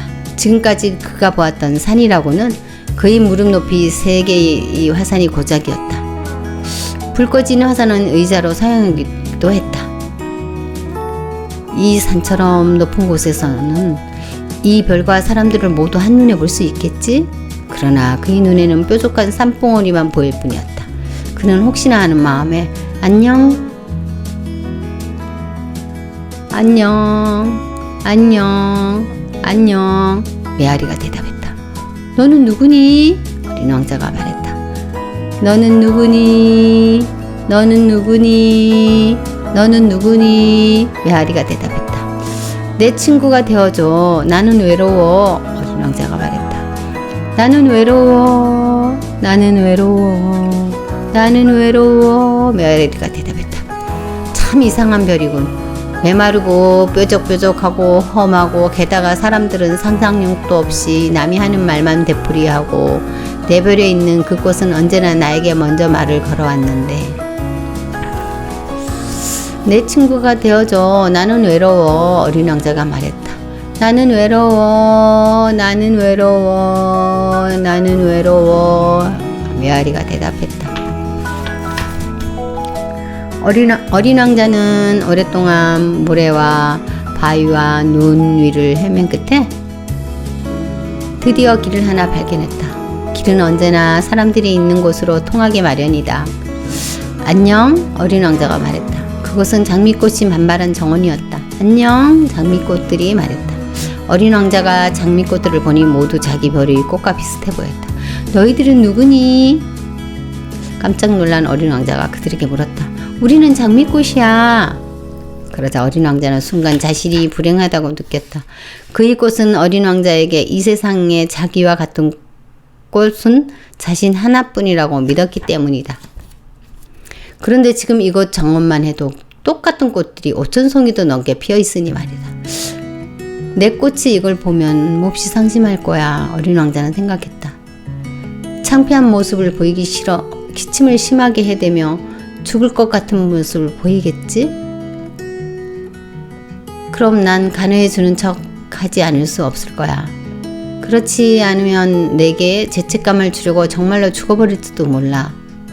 또 서글픈 생각이 들기도 했다. 이 세상에 오직 하나뿐인 꽃을 가졌으니 부자인 줄 알았는데 내가 가진 꽃은 그저 평범한 한 송이 꽃일 뿐이야. 내 별에는 작은 화산 3개와 평범한 꽃 한 송이 뿐이야. 그것만으로는 난 위대한 왕자가 될 수 없어.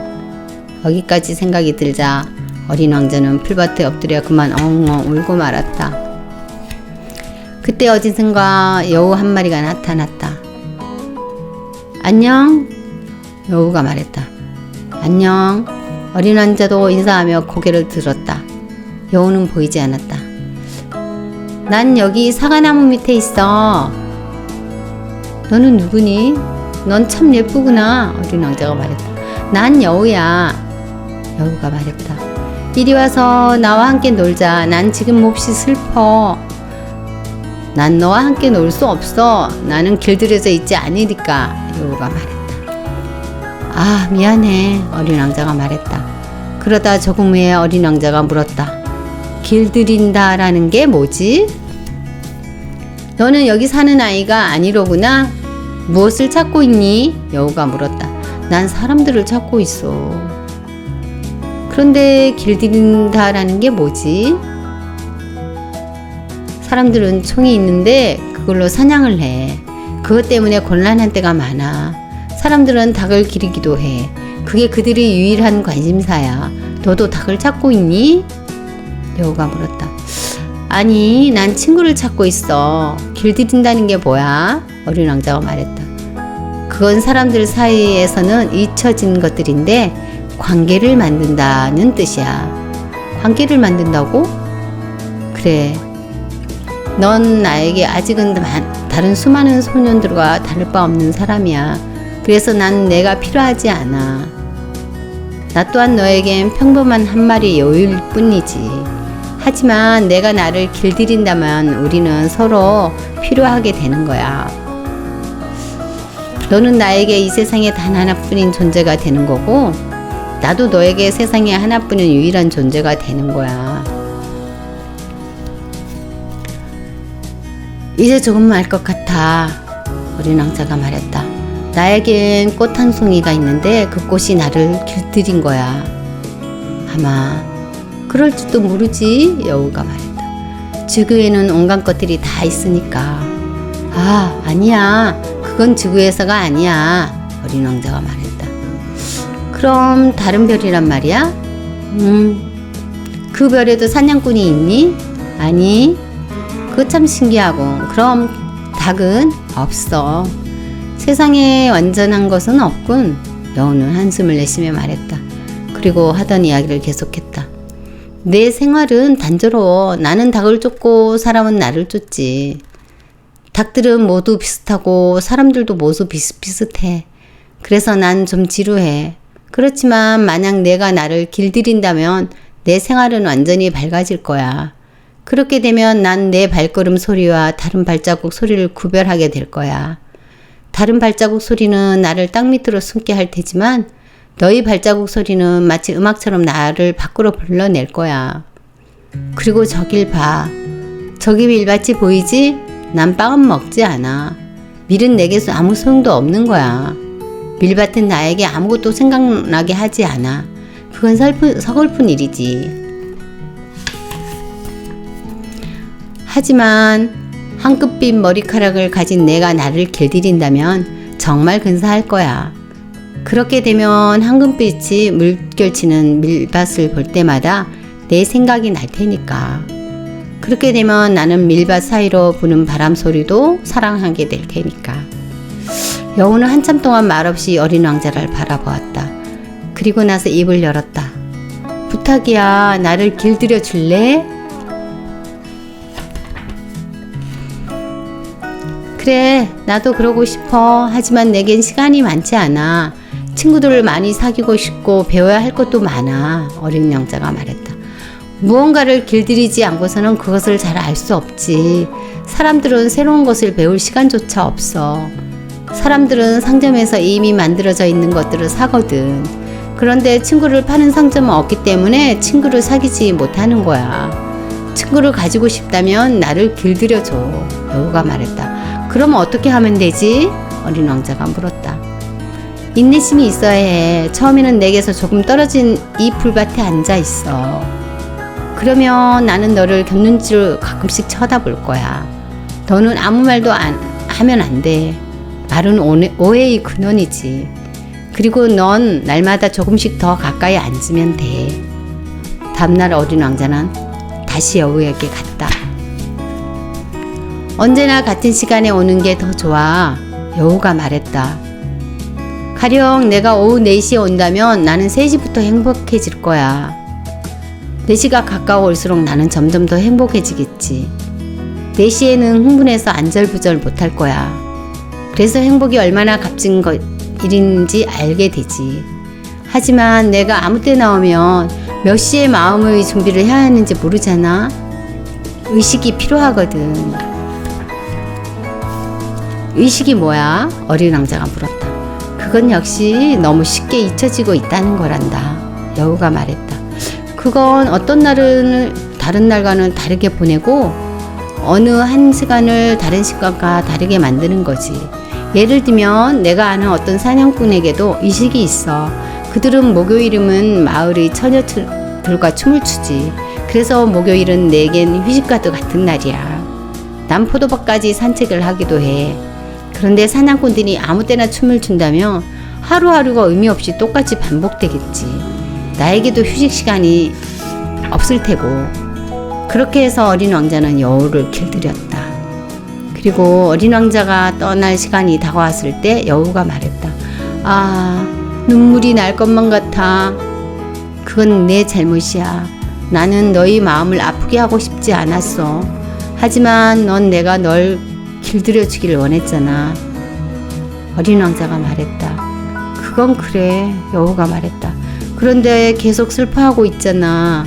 그래, 난 아직도 슬퍼. 그것 봐. 길들인다는 게 뭐가 좋니? 좋은 게 하나 있지. 밀밭의 색깔을 보면. 여우가 말했다. 그리고 잠시 후 말을 이었다.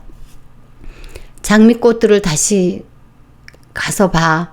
너는 너희 장미꽃이 이 세상에 오직 하나뿐이라는 것을 깨닫게 될 거야. 그리고 다시 내게 돌아와서 작별 인사를 해줘. 그러면 내가 내게 한 가지 비밀을 알려줄게. 어린 왕자는 장미꽃을 보러 갔다. 너희들은 나의 장미와 하나도 닮지 않았어. 너희들은 의미가 없어. 아무도 너희들을 길들이지 않았고 너희들 역시 아무에게도 길들여지지 않았으니까. 예전에 내 여우도 너희처럼 평범했어. 그는 수많은 다른 여우들 중 하나일 뿐이었어. 하지만 내가 그를 친구로 만들었기 때문에 이제 그는 이 세상에서 오직 하나뿐인 여우야.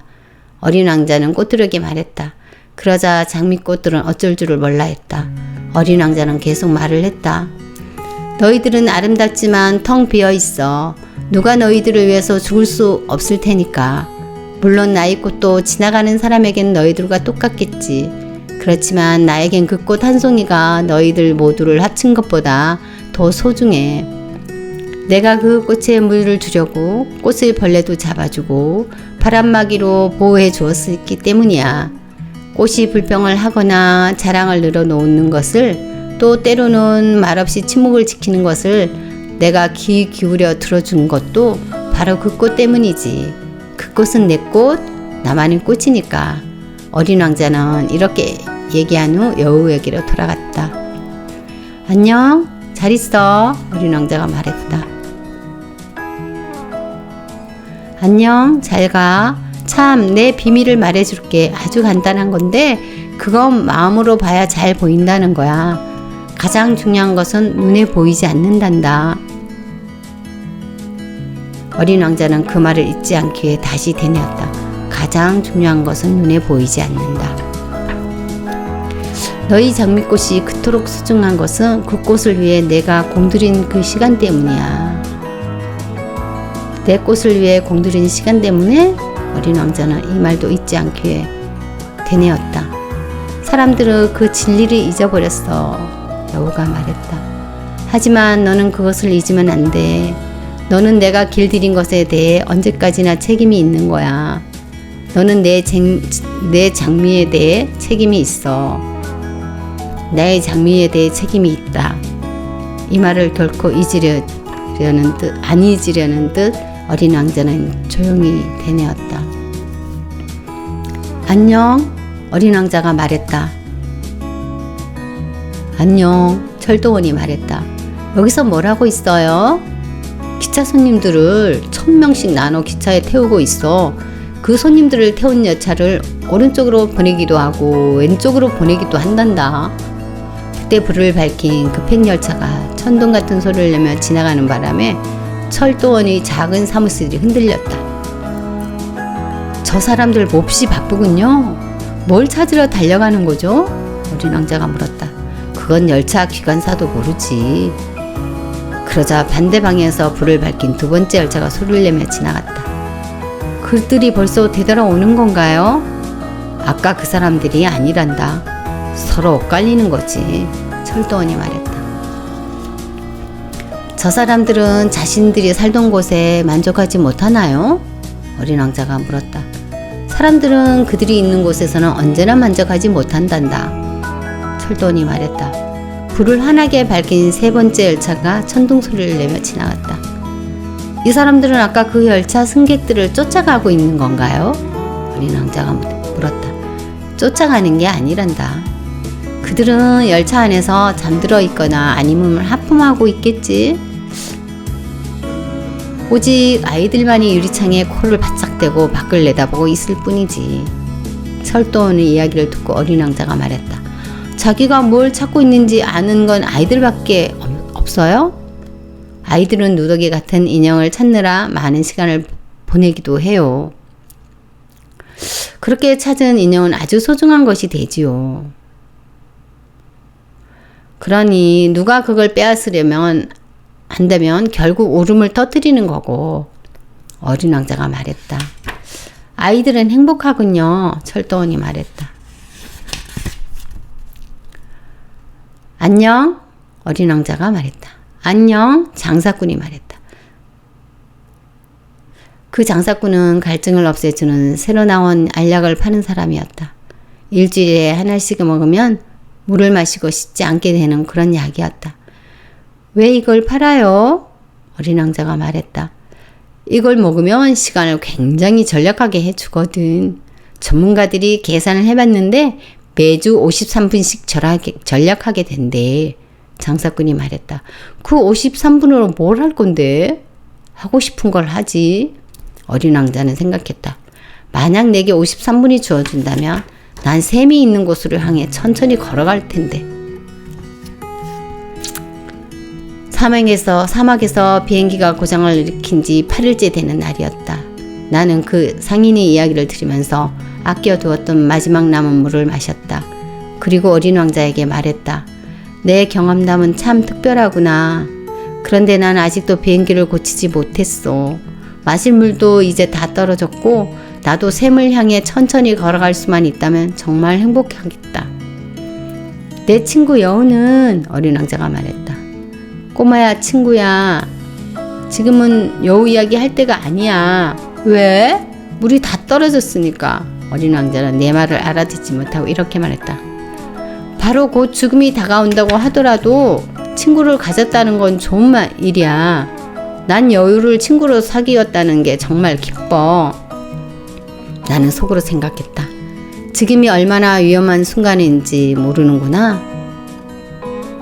이 아이는 배고픔도 갈증도 느끼지 않고 있어.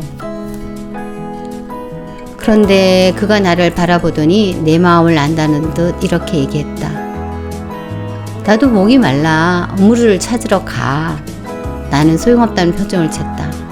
이 넓은 사막 한가운데서 무턱대고 우물을 찾아 나선다는 것은 너무 무모한 것이었다. 그런데도 우리는 걷기 시작했다. 몇 시간을 말없이 걷다 보니 어느새 어둠이 내리고 별들이 반짝이기 시작했다. 나는 타는 듯한 갈증으로 몸에 열이 있었기에 그 별들이 마지막 꿈속에서처럼 몽롱하게 보였다.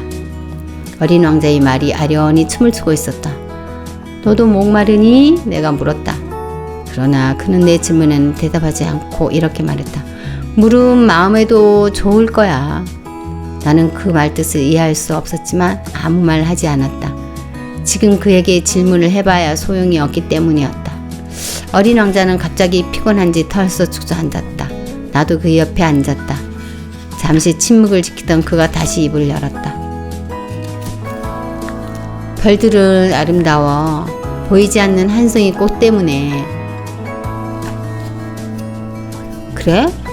나는 그렇게 대답하고 난 후 달빛 아래 주름처럼 펼쳐져 있는 모래 언덕을 말없이 바라보았다. 사막은 아름다워. 어린 왕자가 말했다. 그것은 사실이었다. 나는 언제나 사막을 좋아했다. 모래 언덕에 앉아 있으면 아무것도 보이지 않고 아무 소리도 들리지 않는다. 그러나 그 침묵 속에는 찬란한 아름다움이 숨어 있다. 사막이 아름다운 것은 그곳 어딘가에 샘을 감추기 있기 때문이야. 나는 사막의 아름다움이 무엇인지 깨닫고 흠칫 놀랐다. 어린 시절 나는 아주 낡고 오래된 집에서 살았다. 예전부터 전해져 오는 얘기로는 그 집 어딘가에 보물이 감추어져 있다고 했다. 물론 그것을 발견한 사람은 아무도 없었고 그것을 찾으려는 사람도 없었다. 그런데도 그 집은 그 보물로 인해 마치 마법에 걸린 것처럼 환하게 빛났다. 우리 집은 보이지 않는 깊숙한 곳에 비밀을 간직하고 있었으니까. 그래, 집이든 별이든 사막이든 그것들을 아름답게 하는 건 눈에 보이지 않는 것들이지. 내가 어린 왕자에게 말했다. 아저씨가 내 여우와 같은 생각을 갖고 있어서 기뻐. 어린 왕자가 말했다. 어린 왕자가 잠이 들어 나는 그를 안고 다시 걷기 시작했다. 나는 가슴이 벅차올랐다. 깨지기 쉬운 어떤 보물을 안고 가는 느낌이 들었다. 마치 이 지구에는 이보다 더 연약한 존재가 없을 것 같은 느낌마저 들었다. 달빛 아래 비치는 어린 왕자의 창백한 이마, 꼭 감은 두 눈, 그리고 바람결에 나무끼는 머리카락을 바라보며 생각했다. 여기 보이는 거는 껍데기에 지나지 않아. 가장 중요한 것은 눈에 보이지가 않아. 살짝 열린 그의 입술이 보일 듯 말 듯 미소를 띈 그 순간 나는 또 생각했다. 잠든 어린 왕자가 이토록 나를 감동시키는 것은 꽃 한 송이를 향한 그의 마음뿐이야. 그가 잠들어 있을 때도 한 송이 장미꽃은 등불처럼 그의 마음속에서 빛나고 있었어. 그런 생각이 들자 그가 더욱 가련해 보였다. 그의 마음속 등불을 잘 보호해 줘야 한다. 한 줄기 바람에도 꺼질 수 있기 때문이다. 그렇게 밤새 걸었던 나는 동틀 무렵 우물을 발견했다. 어린 왕자가 말았다. 사람들은 저마다 급행열차에 몸을 싣지만 정작 자기들이 무엇을 찾으러 가는지는 모르고 있어. 그래서 초조해하며 제자리를 맴돌고 있기만 해. 잠시 후 그는 다시 말을 이었다. 그럴 필요가 없는데. 우리가 찾아낸 우물은 사하라 사막의 우물과는 달라. 사하라의 우물은 보통 모래밭에 구멍을 파놓은 것들이지. 그런데 이 물은 마을에서 볼 수 있는 우물과 비슷해. 그러나 이곳에서는 마을이라곤 없단다. 나는 꿈을 꾸는 것 같아. 참 이상하군. 모든 게 갖추어져 있잖아. 도르래, 물통, 밧줄. 내가 이렇게 말하자 그는 웃으면서 도르래를 잡아당겼다. 오랫동안 잠을 자고 있던 낡은 풍차가 바람에 흔들리듯 도르래는 삐그덕거리면서 소리를 냈다. 이 소리 들려? 우리가 이 우물을 잠에서 깨운 거야. 우물이 노래를 하잖아? 어린 왕자가 말했다. 나는 그에게 힘든 일을 시키고 싶지 않았다. 이리 줘. 내가 할게. 너에게는 너무 무거워. 나는 천천히 두레박을 끌어올려 우물 가장자리 돌 위에 떨어지지 않게 올려놓았다. 내 귀에는 도르래의 노랫소리가 쟁쟁하게 울렸고 두레박 속 출렁이는 물 위에는 해가 일렁이고 있었다. 이 물을 마시고 싶어. 물을 좀 줘. 어린 왕자가 말했다. 그제서야 나는 그가 찾고 있는 게 무엇인지 깨달았다. 나는 두레박을 그의 입술에 대주었다. 그는 눈을 감고 물을 마셨다. 축제처럼 감미로운 순간이었다. 그 물은 물 이상의 다른 어떤 것이었다. 그것은 별빛 아래 밤새 걸어서 찾아내 도르래의 노랫소리에 맞춰 내 두 팔의 노력으로 만들어진 것이었다. 이 물은 마치 선물을 받았을 때처럼 내 마음을 기쁘게 했다. 내가 어렸을 때 크리스마스 트리 불빛과 자정미사에 들리던 음악소리, 사람들이 부드러운 미소로 인해 내가 받은 선물이 더욱 빛나 보였던 것과 같은 이치다. 아저씨 별의 사람들은 한 정원 안에 장미꽃을 5,000송이나 가꾸지만 그들이 원하는 것을 거기에서 찾지 못하고 있어. 어린 왕자가 말했다. 그래, 내 말이 맞아. 그렇지만 그들이 찾는 것을 단 한 송이 꽃이나 한 모금의 물에서 찾을 수도 있어. 그래, 그럴 수도 있지. 어린 왕자가 말했다. 그러니까 눈으로 보이는 것이 아니야. 마음으로 찾아야 해. 나는 물을 마시고 나서 숨을 한번 크게 쉬었다. 마음이 편안해졌다. 모래는 햇빛을 받으면 꿀 빛깔을 띈다. 나는 그 모습에 행복감을 느꼈다. 약속을 지켜줄 거지? 다시 내 곁으로 와서 앉아있던 어린 왕자가 내게 살며시 말했다. 약속? 무슨 약속? 약속했잖아. 양에게 입마개를 씌워준다고. 난 그 꽃에 책임이 있어. 나는 주머니에서 내가 그려두었던 그림을 꺼냈다. 어린 왕자는 그림을 보고 웃으면서 말했다. 아저씨가 그린 바오밥 나무는 꼭 양배추처럼 생겼어. 아, 그래? 난 바오밥 나무 그림만큼은 제대로 그렸다고 자신하고 있었다. 아저씨 그린 이 여우는 귀가 꽃붓처럼 생겼어. 너무 길기도 하고. 어린 왕자는 이렇게 말하며 웃었다. 그런 말 마. 나는 속이 보이는 보아뱀과 속이 안 보이는 보아뱀 밖에 못 그린다니까. 아, 그건 괜찮아. 아이들은 다 알고 있으니까. 나는 입마개를 그려 그에게 주면서 이제 너는 어떻게 할 거니? 그러자 그는 대답 대신 이렇게 말했다. 내일이면 내가 지구에 온 지도 1년이 돼. 그리고는 잠시 묵묵히 있다가 말했다. 바로 이 근처에 졌었어. 그는 얼굴을 붉혔다. 왠지 모를 슬픔이 내 마음에 솟구쳤다. 그때 한 가지 의문이 들었다. 그럼 일주일 전 내가 널 처음 본 그날 아침 사람 사는 곳에서 수천 마일이나 떨어진 여기서 내가 혼자 걷고 있었던 것이 우연이 아니었구나. 내가 도착했던 바로 그곳으로 돌아가고 있었던 거니?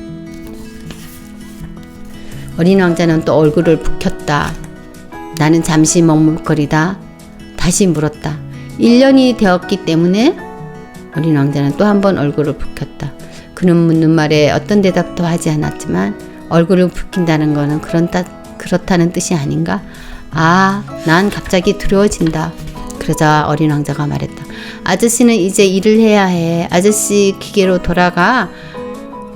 난 여기서 아저씨를 기다리고 있을게. 내일 저녁에 다시 와.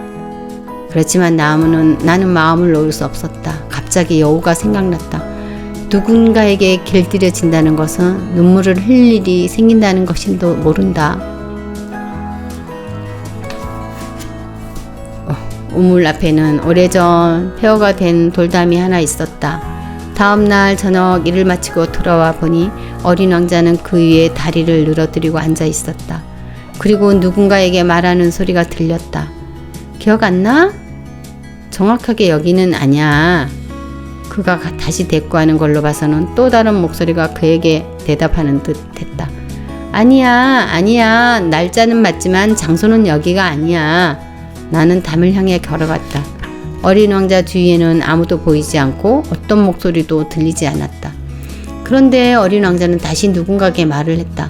물론이야. 모래 위 내 발자국이 어디서 시작되는지 잘 봐도 거기서 날 기다리면 돼. 오늘 밤 그리로 갈게.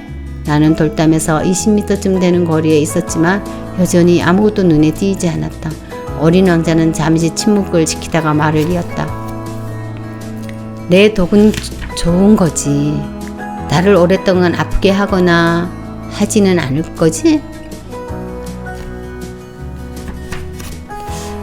나는 가슴이 두근거려 우뚝 멈추어 섰다. 무슨 이야기인지 도무지 알 수가 없었다. 그럼 이제 가봐. 내려가야겠어. 어린 왕자가 말했다. 그때서야 나는 단밑을 내려보다가 그만 깜짝 놀라고 말았다.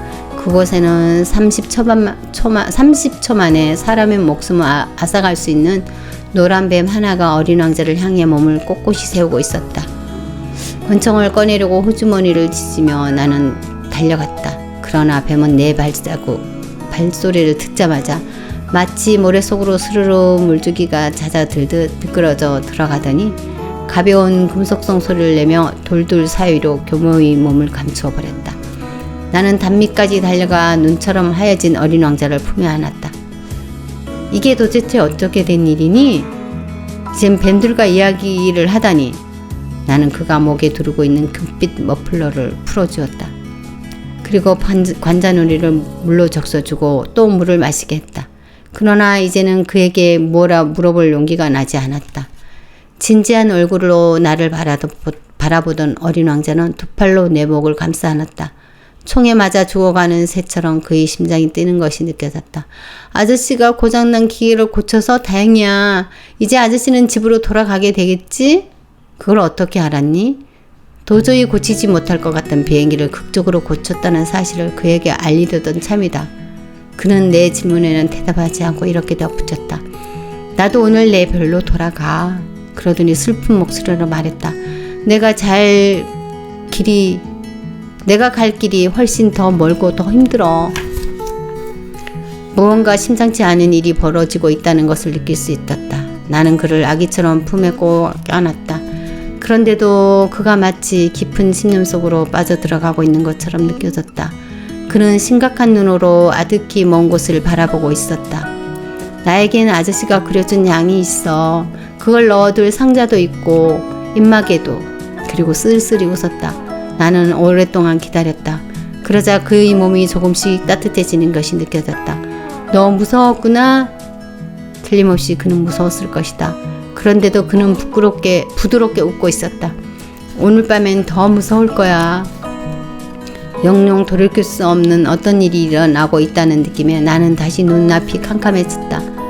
어린 왕자의 웃음소리를 영영 다시 들을 수 없게 되리라는 생각이 들자 견디기 힘들었다.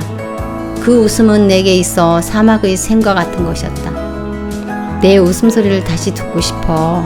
그러나 그는 이렇게 말했다. 오늘 밤이면 꼭 1년이 돼. 내 별이 내가 작년 이맘때 떨어진 그 장소 바로 위에 있게 될 테니까. 그 뱀이니 만날 약속이니 별이니 하는 이야기는 모두 나쁜 꿈 같은 거 아니니? 그러나 그는 내 물음에 대답하지 않았다. 단지 중요한 건 눈에 보이지 않아 라고 말할 뿐이었다. 그래, 꽃도 마찬가지야. 어떤 별에 사는 곳을 좋아한다면 밤하늘을 쳐다보는 게 즐거울 거야. 어느 별이나 다 꽃이 필 테니까. 그래? 물도 마찬가지야. 아저씨가 내게 준 그 물은 마치 음악 같았어. 도르래와 밧줄기 때문에. 기억하지? 정말 맛있는 물이었어. 그래. 밤마다 별들을 바라봐. 내 별은 너무 작아서 어디 있는지 가르쳐 줄 수가 없어. 그 편이 더 좋아. 내 별은 아저씨에게는 여러 별 중의 하나일 뿐이지. 그럼 아저씨는 어느 별이든지 바라보면서 즐거워할 테니까. 그 별들은 모두 아저씨 친구가 될 거야. 그리고 내가 아저씨에게 선물을 하나 하려고 해. 그렇게 말하며 어린 왕자는 웃었다.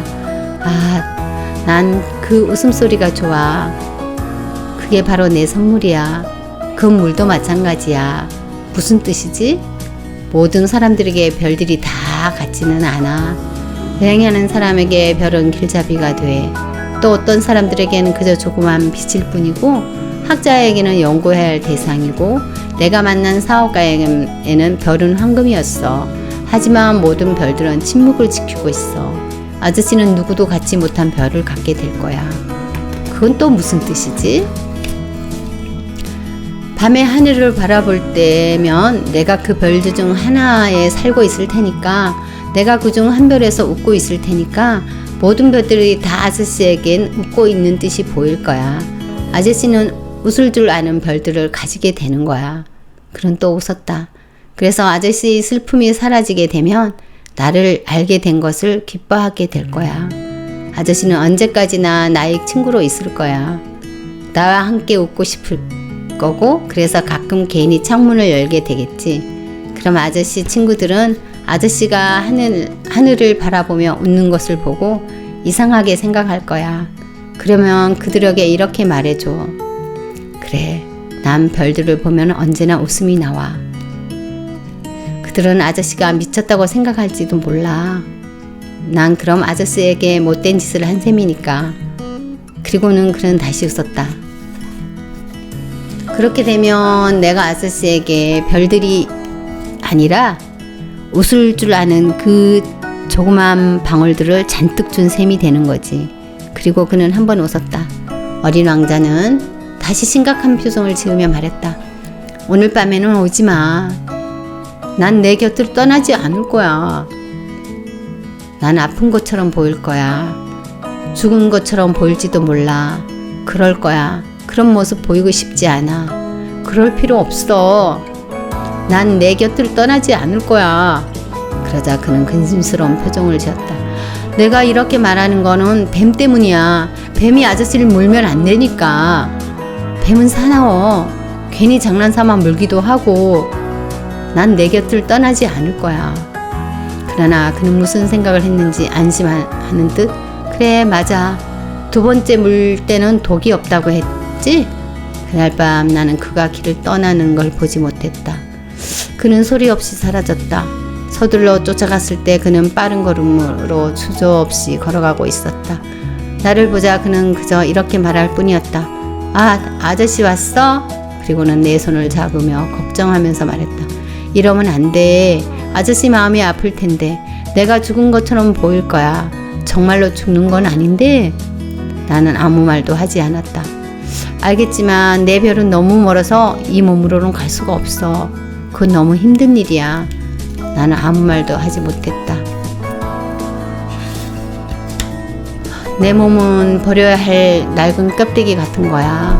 낡은 껍데기를 버린다고 슬퍼할 건 없어. 나는 아무 말도 하지 않았다. 그는 조금 풀이 죽어 보이는 듯 했다. 하지만 다시 용기를 내려고 애썼다. 참 좋겠지? 나도 별들을 바라볼 거야. 모든 별들이 다 녹슨 도르래가 있는 우물로 보이게 될 테니까. 별들이 모두 내게 마실 물을 부어주겠지? 나는 아무 말도 하지 않았다. 정말 재미있을 거야. 아저씨는 5억 개의 작은 방울들을 가지게 되고 난 5억 개의 샘을 가지게 될 테니까. 그렇게 말하고는 그는 입을 다물었다. 그는 울고 있었다. 저기야, 나 혼자 한 발짝씩만 걸어가게 해줘. 그러더니 그는 그 자리에 주저앉았다. 무서웠기 때문이었다. 그가 다시 말했다. 아저씨, 내 꽃 말인데 나는 그 꽃에 책임이 있어. 더구나 그 꽃은 너무 연약하거든. 또 너무 순진해서 아무것도 아닌 4개의 가시로 자신을 지킬 수 있다고 생각하고 있어. 나도 더는 서 있을 수가 없어 그 자리에 앉았다. 자, 이제 다 끝났어. 이렇게 말한 어린 왕자는 잠시 머뭇거리더니 일어나 한 걸음을 내딛었다. 나는 꼼짝도 할 수 없었다. 그의 발목에서 노란 한 줄기 빛이 반짝했을 뿐이다. 그는 한순간 그대로 서 있었다. 소리치지도 않았다. 그리고 나무가 쓰러지듯 그는 스르르 쓰러졌다. 모래 때문에 소리조차 들리지 않았다. 그러니까 그게 벌써 6해 전의 일이었다. 나는 이 이야기를 그 누구에도 하지 않았다. 나를 다시 만난 친구들은 내가 다시 살아 돌아온 것을 매우 기뻐했다. 나는 슬펐지만 너무 지쳐서 그렇게 보일 뿐이라고 그들에게 말했다. 이제는 내 슬픔도 조금 가셨다. 다시 말해 완전히 잊은 것은 아니라는 뜻이다. 하지만 나는 그가 그의 별로 돌아갔다는 걸 알고 있다. 다음 날 해가 떴을 때 그의 몸이 온데간데 없었기 때문이다. 그의 몸은 그리 무겁지 않았다. 그래서 밤이면 나는 별들의 소리를 귀 기울여 듣곤 한다. 그 소리는 5개의 작은 방울과 같은 것이었다. 그런데 뒤늦게 생각난 것이 있다. 어린 왕자에게 그려준 양의 입막에 가죽끈을 붙이는 것을 잊어버리고 만 것이다. 끈이 없으니 양을 메어둘 방법이 없다. 그래서 나는 그의 별에서 무슨 일이 나고 있을까? 양이 꽃을 먹었을까? 하고 궁금해했다. 어떤 데는 천만에 그럴 리가 없지. 어린 왕자가 그 꽃을 매일 밤 유리 덮개로 잘 덮어주었을 거야. 양도 잘 지키고 있을 테고 라고 생각해본다. 그러면 나는 행복해진다. 모든 별들이 나에게 부드러운 미소를 보내주는 것 같다. 또 어느 때는 한두 번 방심할 수도 있지. 그러면 안 되는데 나는 밤마다 날마다 그가 우리 유리 덮개를 잊거나 양이 밤중에 소리 없이 밖으로 나왔을지도 몰라 라는 생각이 들기도 한다. 그러면 작은 방울들은 모두 눈물방울로 변한다. 이건 정말이지 신기한 일이다. 내게는 또 어린 왕자를 사랑하는 여러분에게는 우리가 잘 알지도 못하는 양 한 마리가 저 하늘 어디선가 장미꽃 한 송이를 먹었느냐 안 먹었느냐에 따라 우주의 모습이 온통 뒤바뀌게 되는 것이다. 하늘을 바라보라. 그리고 생각해보라. 양이 그 꽃을 먹었을까 먹지 않았을까. 그러면 거기에 따라 모든 게 변하는 것을 여러분은 알게 되리라. 그런데 그것이 그렇게 중요하다는 것을 어른들은 아무도 이해하지 못할 것이다. 이 그림은 나에게는 이 세상에서 가장 아름답고 슬픈 풍경이다. 왜냐하면 어린 왕자가 지상에 나타났다가 다시 사라진 곳이기 때문이다. 이 그림을 찬찬히 잘 보아두었다가 여러분이 언제고 아프리카 사막을 여행할 일이 있다면 여기구나 하고 꼭 알아볼 수 있기를 바란다. 그리고 혹시 지나가게 되면 발걸음을 서둘지 말고 잠깐 별빛 밑에서 기다려 보길 바란다. 그때 만일 한 아이가 여러분에게 다가와 웃는다면, 그리고 그가 금발머리를 하고 있다면, 웃는 말에 대답을 하지 않는다면 여러분 그가 누군지 알아낼 수 있을 것이다. 그러면 내게 친절을 베풀어 주기를. 내가 이처럼 슬퍼하도록 내버려 두지 말고 그 애가 돌아왔다고 빨리 편지를 보내주기를. 안녕.